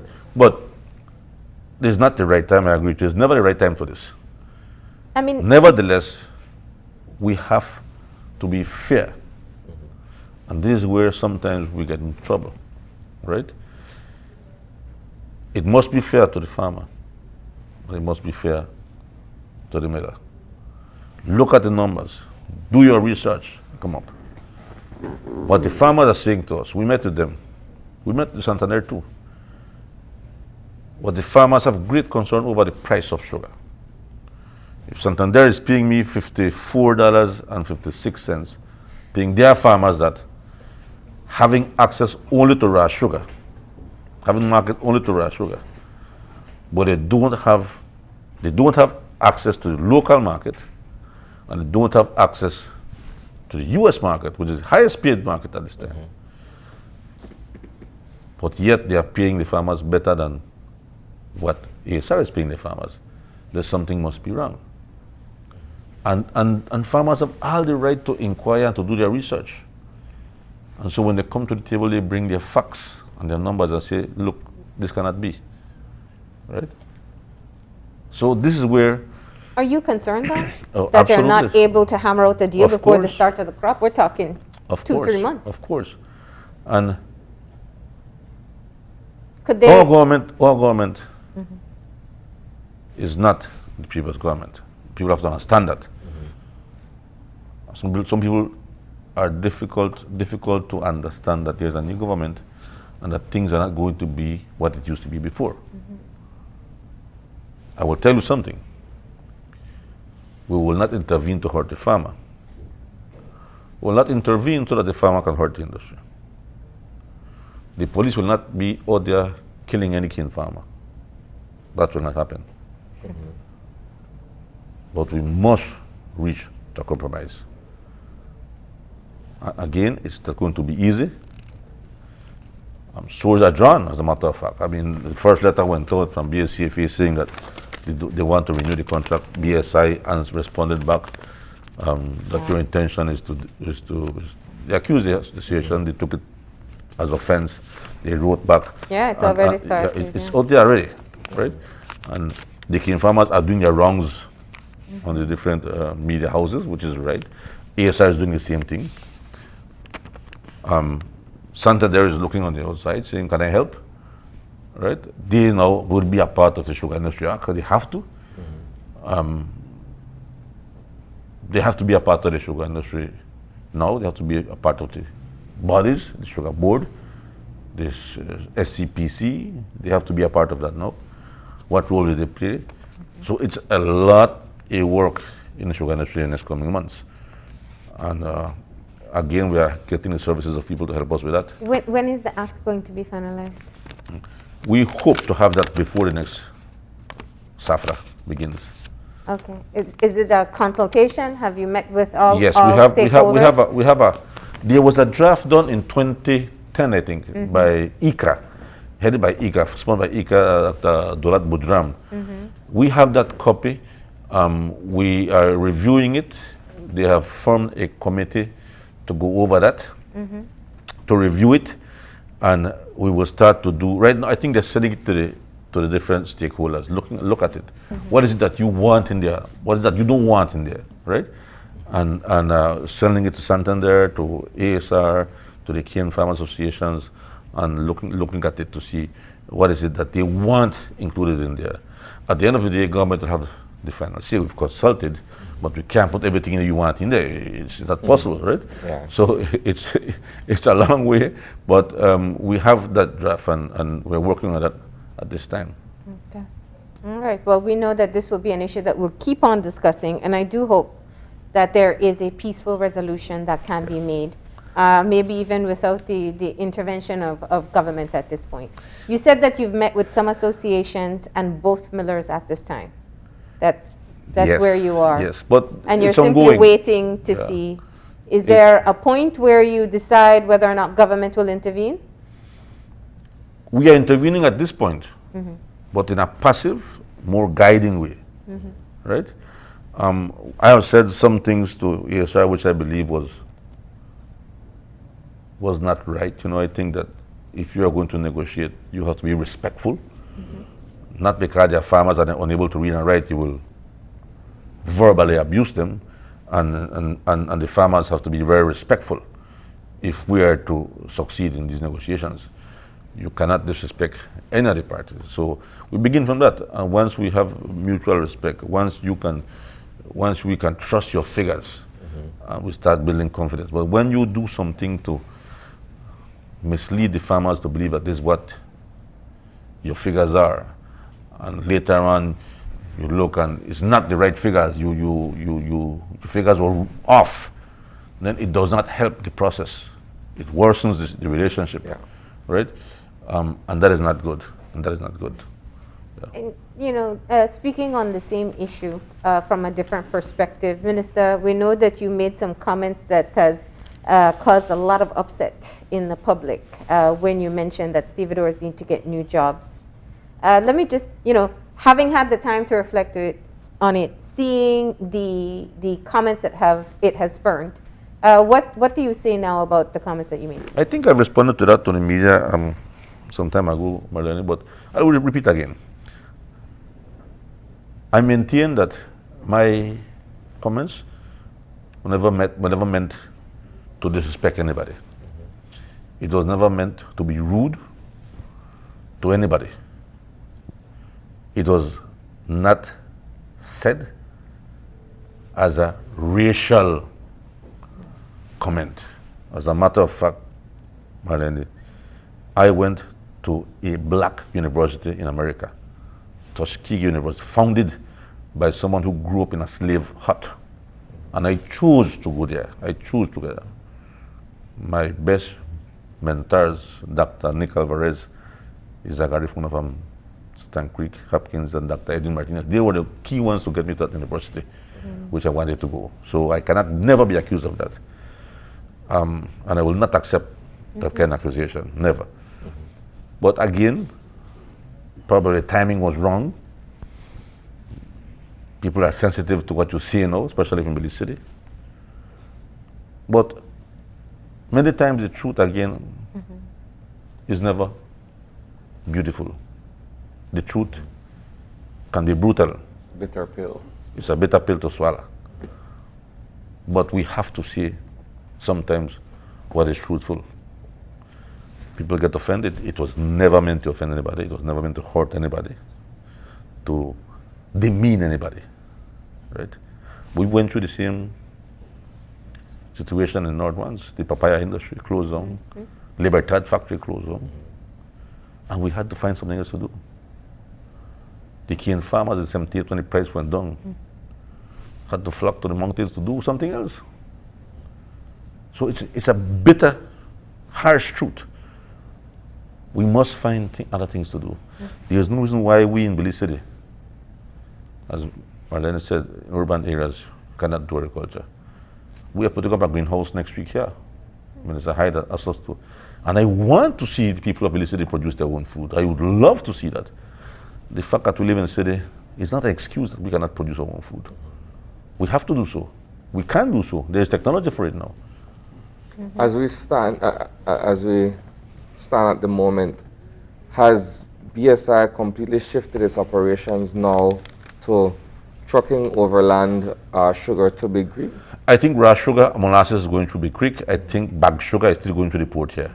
Okay. Yeah. So they have operations at both? Yes.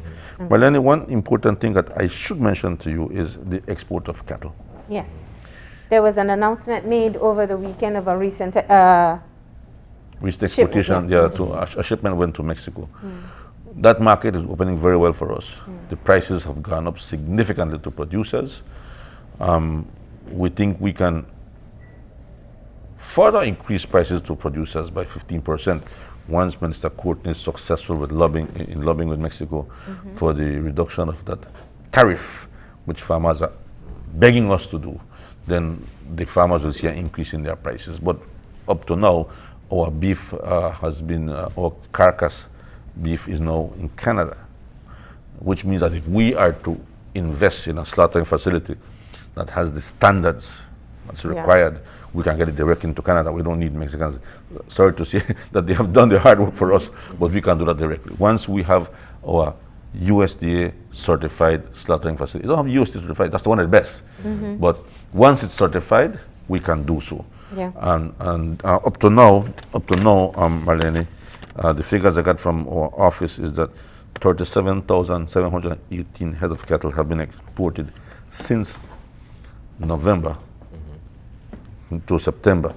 This is a generation of probably $36.209 million. $36 million is a lot of money. The cane farmers share for this crop is expected to be $59 million. So cattle is pretty much reaching there, and there's room to expand. This is only beef cattle. When you consider pork, it's another amount. I think we're pretty much close to $60 million in the pork and beef industry. So it's a significant contributor to the GDP, and we want to maintain it that way. We have to be mindful that there are diseases out there. Yes. There are African swine fever right now. There's Newcastle in the south. There have been new diseases. So we're doing everything to protect our agriculture sector. And the slaughterhouse, is that a plan that you have in place? You're seeking investors? Yes. It's very expensive. I think that's one of the things, to be able to meet the health standards and the export standards of other countries. Well, we have people right now that have expressed interest. What they want is to understand what our policy direction is. Okay. Right? Once we support it. For example, right now, last week, there are the containers for the UHT equipment came in for Western Dairies milk. In other words, you will have UHT milk, boxed long milk, shelf life, yeah. boxed milk if you want to call it. So it came into the country this week, They are starting to put up the plant now. And again, the government creates the policy, it is the private sector that runs with it. We are saying we have opened up the markets to Mexico, we have opened up the markets to Guatemala. We need a slaughtering facility. I've seen a slaughtering facility, USDA standard, to slaughter 20 animals daily, I think for $1 million US, right? In Honduras. Prime Minister Briceño and I visited that plant in Honduras. I'm certain that there are people out there who want to do it, but they want to know what is our intention, because you don't want to invest and have a white elephant out there, right? You don't want to do that. At the same time, Marlene, we are shifting, improving, and diversifying the genetics in this country for beef. We are doing artificial insemination this week in Central Farm with imported semen from, I think it's Brazil, of Brangus animals. Again, those genetics will improve the existing breeds we have in the country. And on the 17th and 18th, we are doing the first embryo transplants with embryos coming from Argentina. I think they will come into the country today. The embryos are coming to the country today. And these animals are Bradford. It's another breed of animal that has a high average daily gain. They have a high dress weight. And again, it's all benefit for the producers. And once we have these breeds, the countries that want these quality cuts can have it from Belize. Looking at our tourism market, right? So we have to improve that. Well, you know, there's so much more that we can discuss, but we do appreciate you taking the time this morning to at least shed light on the conversations we had. Thank you so much for coming in. Thank you, Madeleine. Thank you, Sani. It's always a pleasure to be here. All right, we're going to go ahead and take a break, and when we come back, we'll be focusing on the situation of suicide in Belize. So please stay tuned.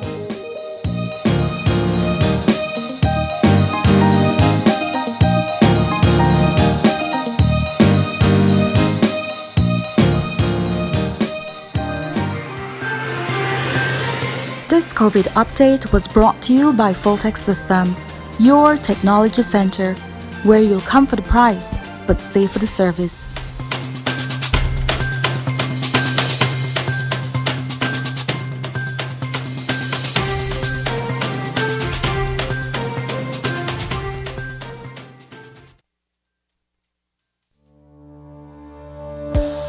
Working off-site doesn't mean you have to be off your game.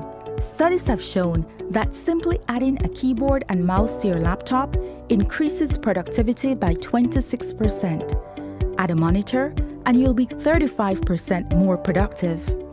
At Fulltech Systems, we have what you need to enhance your remote work or e-learning experience. With devices such as headsets, video conferencing monitors, webcams, keyboards, mice, docking stations, all with the brands you trust. Keep connected with collaboration tools like Microsoft 365 Suite and Kaspersky and perform efficiently no matter where you are. Fulltech Systems, your technology center, where you'll come for the price, but stay for the service.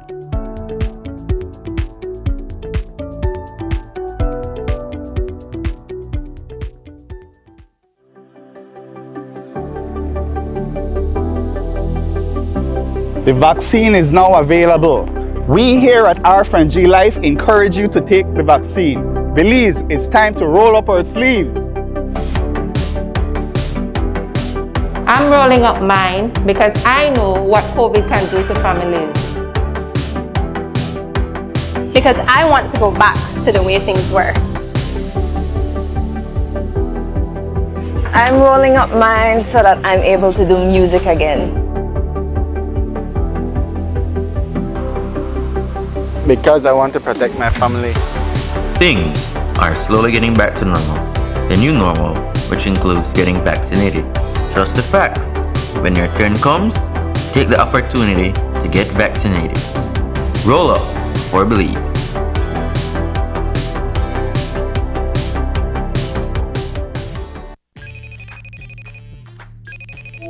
Hey son, how was your first day at Sixth Form? Really cool.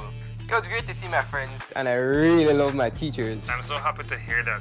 I'm sorry I wasn't there for your first day, but I'll be back from Corozal next week. It's okay, Dad. I can't wait to see you.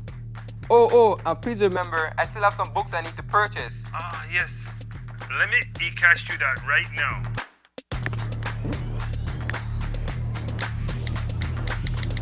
Money has been sent and add a little extra cash just for you. Whoa, Dad. Thanks. Got it. You're welcome, sir. Download the eCash app today and take your first step into a cashless lifestyle. For more information, visit www.e-cash.com or contact us via WhatsApp at 613-0257. eCash, the future is here.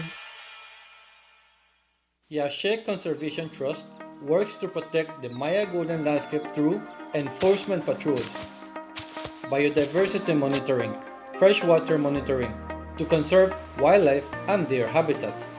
We work with the MGL communities to promote beekeeping, Inga ali cropping, fire management, agroforestry, and raises awareness to maintain a healthy environment for everyone. With the touch of a finger, we can easily unlock our phones and securely gain access to our data. This technology is called biometrics, and the Social Security Board is introducing fingerprint recognition to make transactions and handling of your sensitive data secure, fast, accurate, and convenient. Is your identity safe? Fingerprint recognition will keep your Social Security record secure and confidential while making your access fast and easy. It protects your identity. Is your name a common one? Fingerprint recognition uses your unique characteristics, ensuring your hard-earned benefits go directly to you, the rightful owner. Tired of all the paperwork? Fingerprinting makes this hassle-free. Your convenience and your information security is our priority. Fingerprint recognition coming soon. Social Security at your fingertips. Smart continues to expand its internet coverage countrywide to help you live a smarter life. Our villagers are very happy. They are pleased to know that Smart went the extra mile to put a tower in our village so that our villagers can get live stream on their TVs and they can get their kids doing their online classes. I want to say to Smart, thank you for making it possible for us to get internet in Gardenia Village. We really do appreciate it. Smart continues to take the internet and mobile services to communities across Belize. Now save even more when you bundle your Smart broadband with Smart mobile services. Smart, bringing people together. As one of the largest cable and internet providers in Belize, CBC strives to provide our customers with the highest standards of quality, value, and service in all aspects of cable TV and internet. Monitoring our systems closely, our technicians combine creative planning and state-of-the-art technology with years of experience and training to develop and provide the most reliable and advanced cable and internet service to exceed your expectations. For CBC and our team of talented engineers, technicians, and customer service representatives, delivering less than the very best is never an option.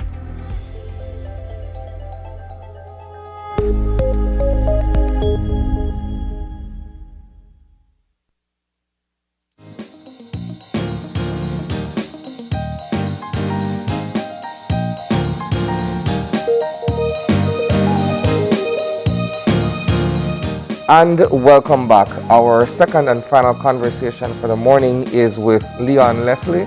He's a clinical psychologist, and of course, the topic we're going to embark upon has to do with suicide. And on September 10th, we celebrated World Suicide Prevention Day.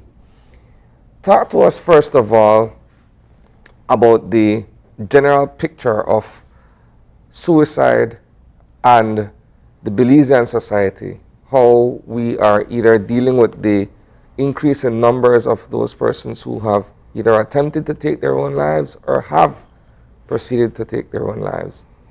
All right. Good morning. Good morning. Thanks for having me. Suicide in Belize has always been present. It's always been around, while in the past it wasn't a topic per se that was on the forefront. But with the recent increase in mental health awareness and people promoting more their mental health, we have begun to see other aspects. Suicide is one of those where, remarkably, over the past couple of years, it is on the increase. Well, the attempts have been on the increase.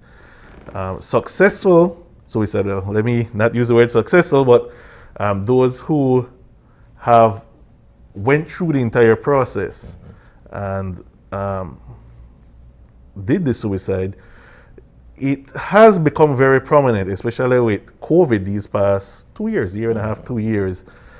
While the data is not well known, it's not outright out there, you'd have to get that through Ministry of Health. Once you work within the field, you are aware of all these attempts that people try to do here and there within, well, all over the country. The rate has increased, as I said, over the past 2 years, where I believe last year we were in the 70s or 80s, if I'm not mistaken. This year alone, I am aware of several that have attempted, in terms of numbers, attempted and went through the entire process. I believe it's a little higher than last year, but I said the Ministry of Health would be the one to get you those numbers. You know, I think globally though, we've understood that the pandemic has severely affected all our mental health. And I say that openly because it's difficult to adjust to such a new circumstance across the board. People who have a predisposition to mental health illnesses, whether diagnosed or undiagnosed, they're struggling even more. But what do you see? Do you see people who have never had a mental health illness before coming for counseling? Or are we only seeing people returning who perhaps have struggled at some point in time? There's a combination of both. A lot of people recently who have come to the forefront are those suffering with anxiety, and that is brought on from the pandemic. Losing job, losing the financial income. The vaccine was another topic that brought in a host of clients into our center. Because they were anxious whether I should take the vaccine, don't take the vaccine, and then with the government passing some of these essays that you have to take the test every 2 weeks if you don't take the vaccine, it caused anxiety in some people. But also you have a lot of people, I'd say at least 60%, who had a mental illness before, either depression and anxiety. Those are the two more common ones in Belize. And it only got worse because now being at home, you focus more on yourself. There's no distraction. You don't have as much socializing to do on the outside. So you reflect more on yourself and you begin to see, as I like to tell my clients, all the dirt basically you swept under the rug, now you're doing house cleaning. You're just sitting in it. And everything is there. Yeah. How do you manage that? A lot of people don't know how to manage it because now you have to face the reality that, hey, I got to tackle this issue now that I was trying to put off, and now it's right there glaring me in the face.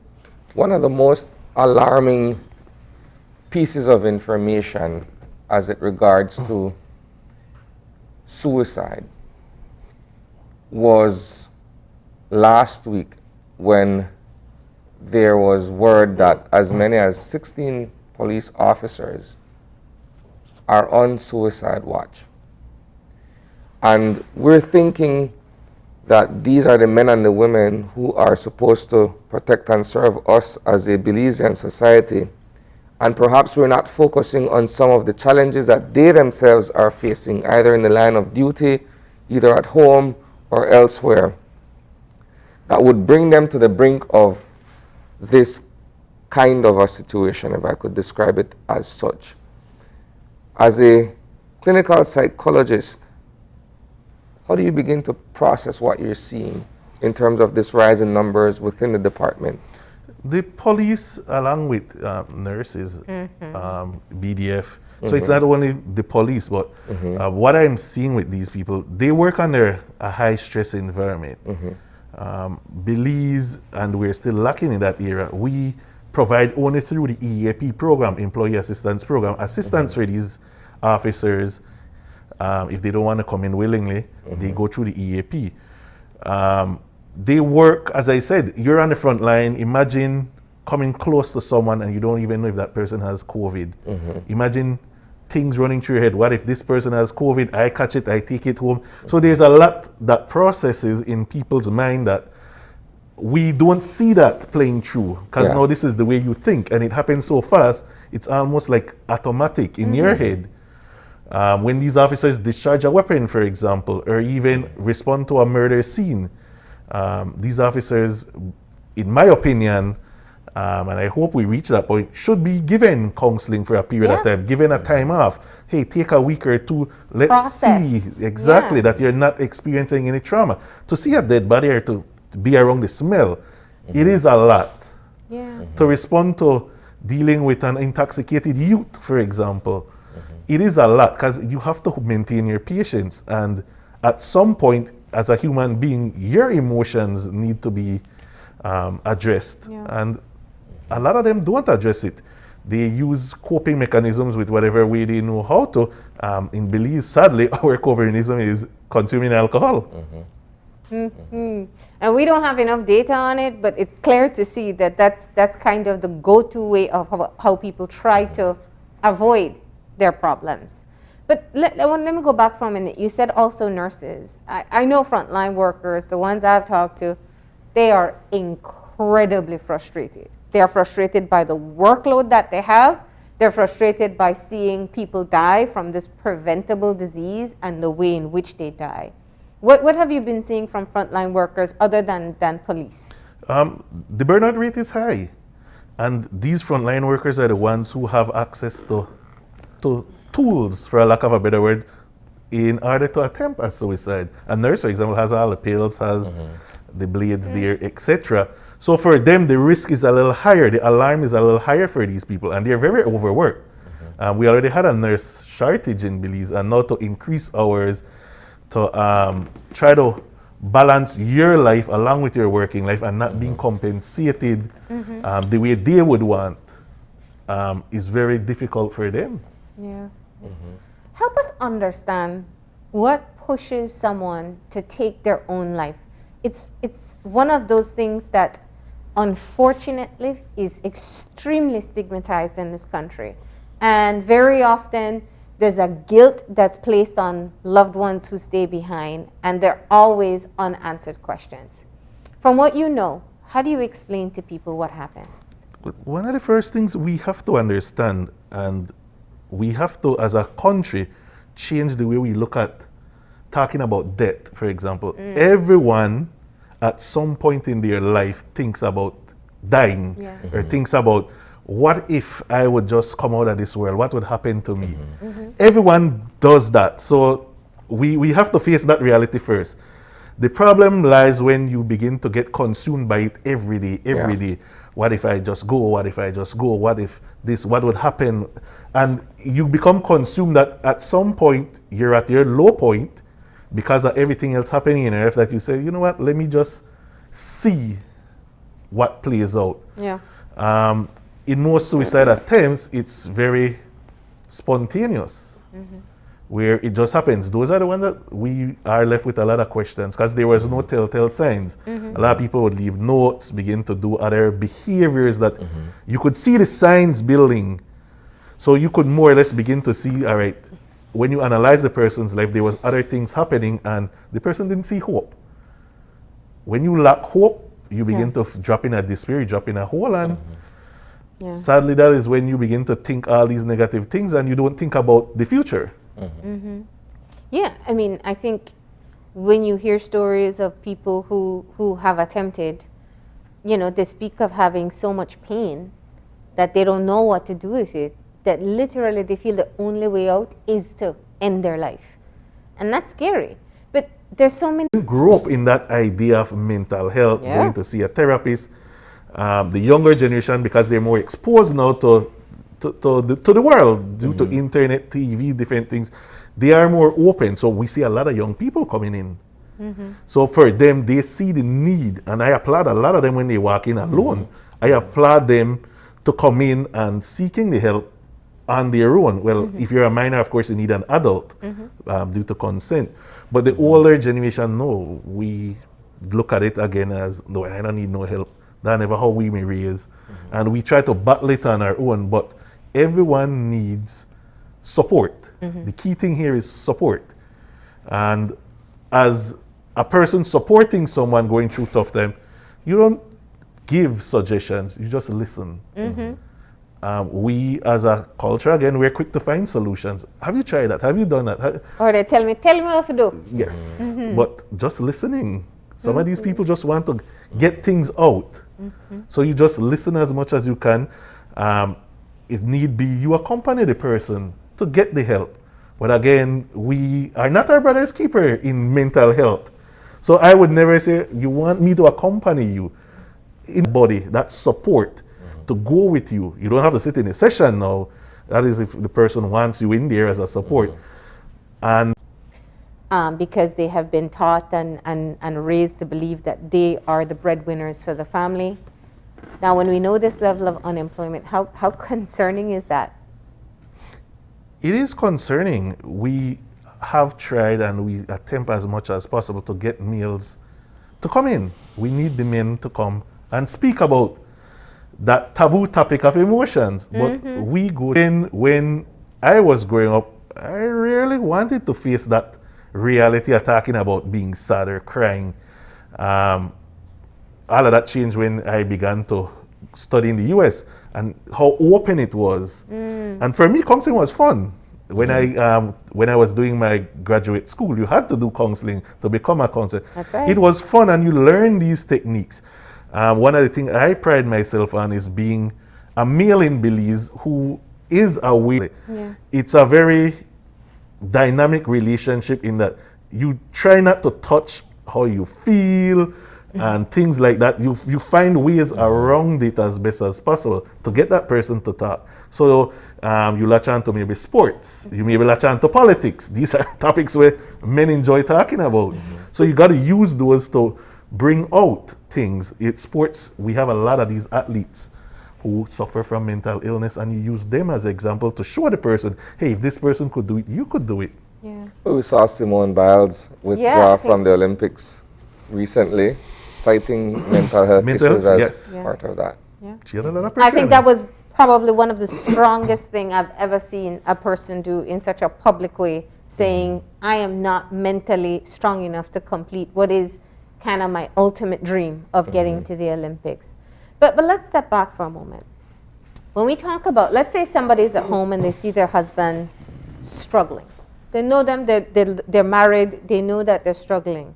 Maybe not sitting around crying in what the stereotypical depression looks like, but knowing that because they're not making the money they used to make, they're struggling to keep all the bills paid, and they're worried about what they will do next. How does someone intervene, especially understanding our Belizean culture? In that case, the spouse, you said, is seeing her husband. One of the things we got to promote here in Belize is relationship, marriage relationship, that discussion in the household between a wife and a husband. Depending on how that dynamic is playing out, it could work to the advantage of the husband in that the wife could suggest these things to bring in the husband, or to get ideas in discussing how to get hope, what's for the future, where is it can we gain something or better our situation. So you got to really look around in that case, especially if this husband refuses to talk. So the wife has to begin to assume a lot of things in that, well, this the bother and that the bother. Encourage the person, hey, sitting here is good, but at some point, what can we do together? So the key word here is together, not on your own. Never get out there and get that job. Yes. Well, again, never let the person feel isolated that, well, you're alone. We can do this together. Let's search for another job. Let's search for something to do. Again, we're in this together.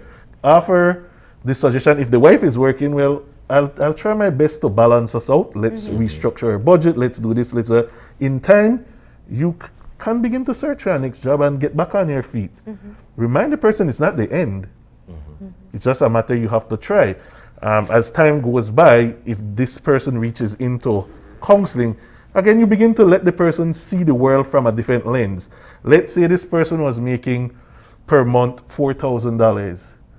Realistically, to get another job at that range may be a little difficult at this time, being the way our economy is set. But what alternatives are there? Something is better than nothing. We have to remember that. Yeah. I can, you know, I think of the different struggles people may be experiencing at this time, and it's important that they know that they can access services. But let's for a moment divert from adults and talk about children. Now, as you know, we don't typically report on suicides in the news. It doesn't mean that we don't know it happens. And there have been a few cases where we hear of children who are younger than teenage aged committing suicide. And it's one of those things that people have a hard time accepting or even believing. How do you put that into perspective for us? But kids, unlike adults, are more emotional. Their emotions are a little bit more unstable because they're still trying to identify themselves. So they go through from high to low. They have a wider range. That's the what we gotta let people understand. Their emotions can get the better of them at times, but a child will build up. It's not like a child will suddenly just, oh, let me go and try to kill myself. That will build up. You'll see again the signs in a kid. I'll say somewhere from like 15 down, you will see signs in these people where they are begin to write letters, they are begin to research more about death. You may see a change in the way they dress completely, a change in their health. They don't want to bathe, they don't want to brush their teeth, they begin to lock themselves in their room, they don't eat as much. So these changes begin to signal, well, something is wrong with my kid. And this is where, as a parent, you should be aware of how your kid's behavior is. As a responsible parent, that is one of the things you gotta do.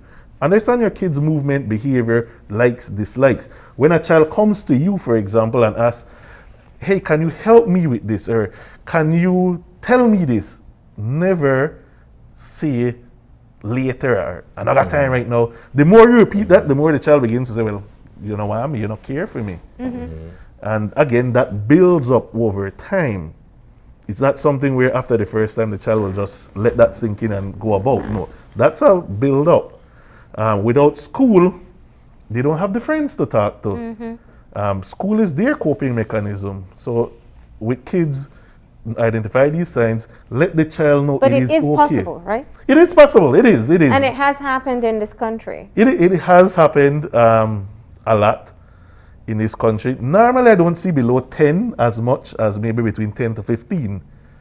But again, like I said, it is there. Let the kid know it's okay to talk, to feel sad, to cry. Especially the boys. Boys go through a lot. We got to let them understand it's okay to be different, to change, to talk about who you are and what you want in life. Yeah. All right. Well, how do people access counseling services? For us, you either walk in or call in. We're located on Lake Independence Boulevard. Or the easiest way that I tell people is by the new bridge, going to Belama. And you just either, as I said, call 227-3992 and you set up an appointment. We have 4 counselors there. And we also have one in Belmopan. Out district, we try our best currently to do more teletherapy. It's not ideal, but it is something that we're trying. Hopefully within the coming months, we could begin to branch out a little. And it's a weekly session. And it's free. It's free. It is free. It is free, and it's professional counseling services, not just a nice person that's sitting No. there. Yeah. All of us there, we have our master's degree. Yeah. And we have been in the field for a period of time. And we deal again with kids, adults, couples, family, whatever it may be, we are there to offer the help. Well, we appreciate you coming in and kind of giving us some perspective as to the situation of suicide in this country. And hopefully, anyone who is in need of someone to talk to will be able to access the services of the Community Counseling Center. Thank you for coming in. Thanks for having me. All right, we're going to go ahead and take our final break, and when we come back,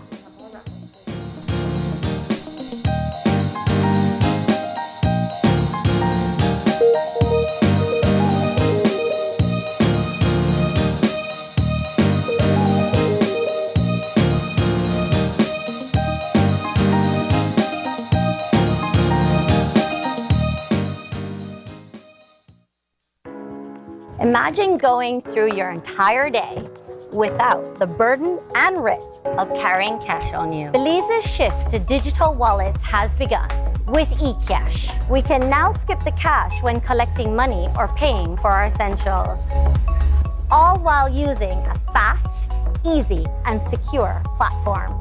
Simply add funds to your wallet via bank transfer or at an agent, and you're good to go. You will be able to make quick, easy payments simply by scanning QR codes. And best of all, it all happens just like that. Payments are as easy as clicking a link online or scanning a QR code. Download the eCash app from the Google Play and Apple App Store today and take your first step into a cashless lifestyle. The future is here with eCash. For more information, visit www.e-cash.com or contact us via WhatsApp at 613-0257 to find out more.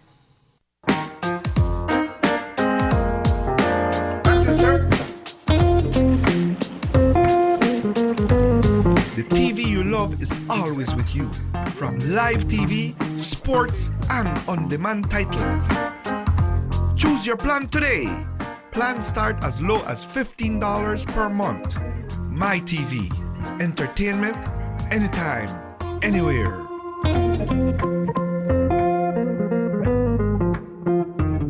Es un hecho. Únicamente con Smart obtienes todo realmente ilimitado. Solo con Smart obtienes datos ilimitados en cualquier momento.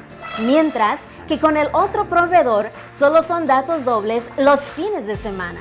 Con datos ilimitados todos los días no hay necesidad de esperar, así que es un hecho que nuestros planes ilimitados superan a la competencia. Por lo tanto, no permita que le digan cómo y cuándo usar sus datos y obtenga llamadas, mensajes de texto y datos ilimitados. Vive la verdadera experiencia de planes ilimitados con Smart. Es un hecho. Haga el cambio y viva Smart.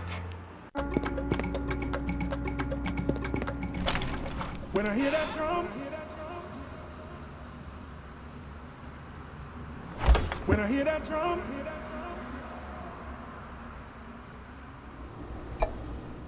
when I hear that drum,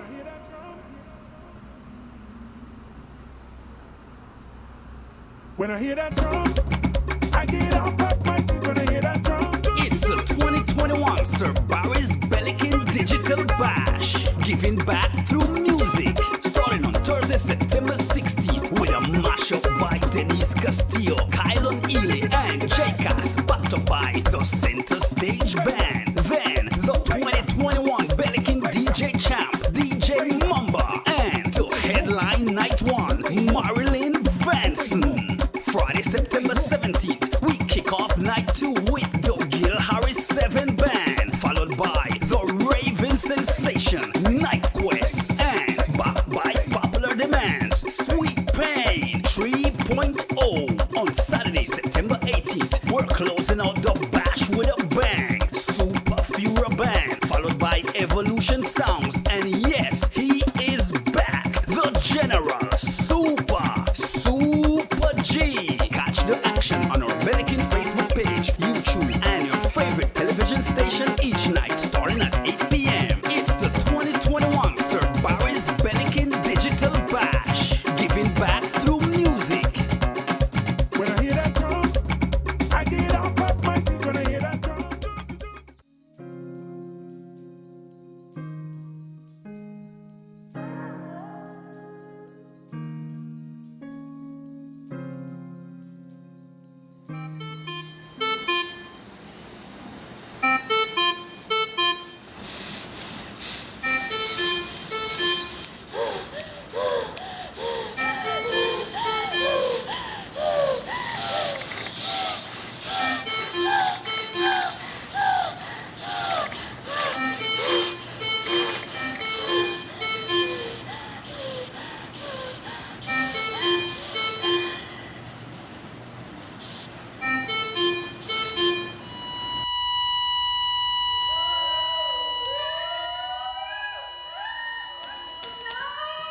This can be you. Get vaccinated. The life you save can be yours. This is a message from the Ministry of Health and Wellness.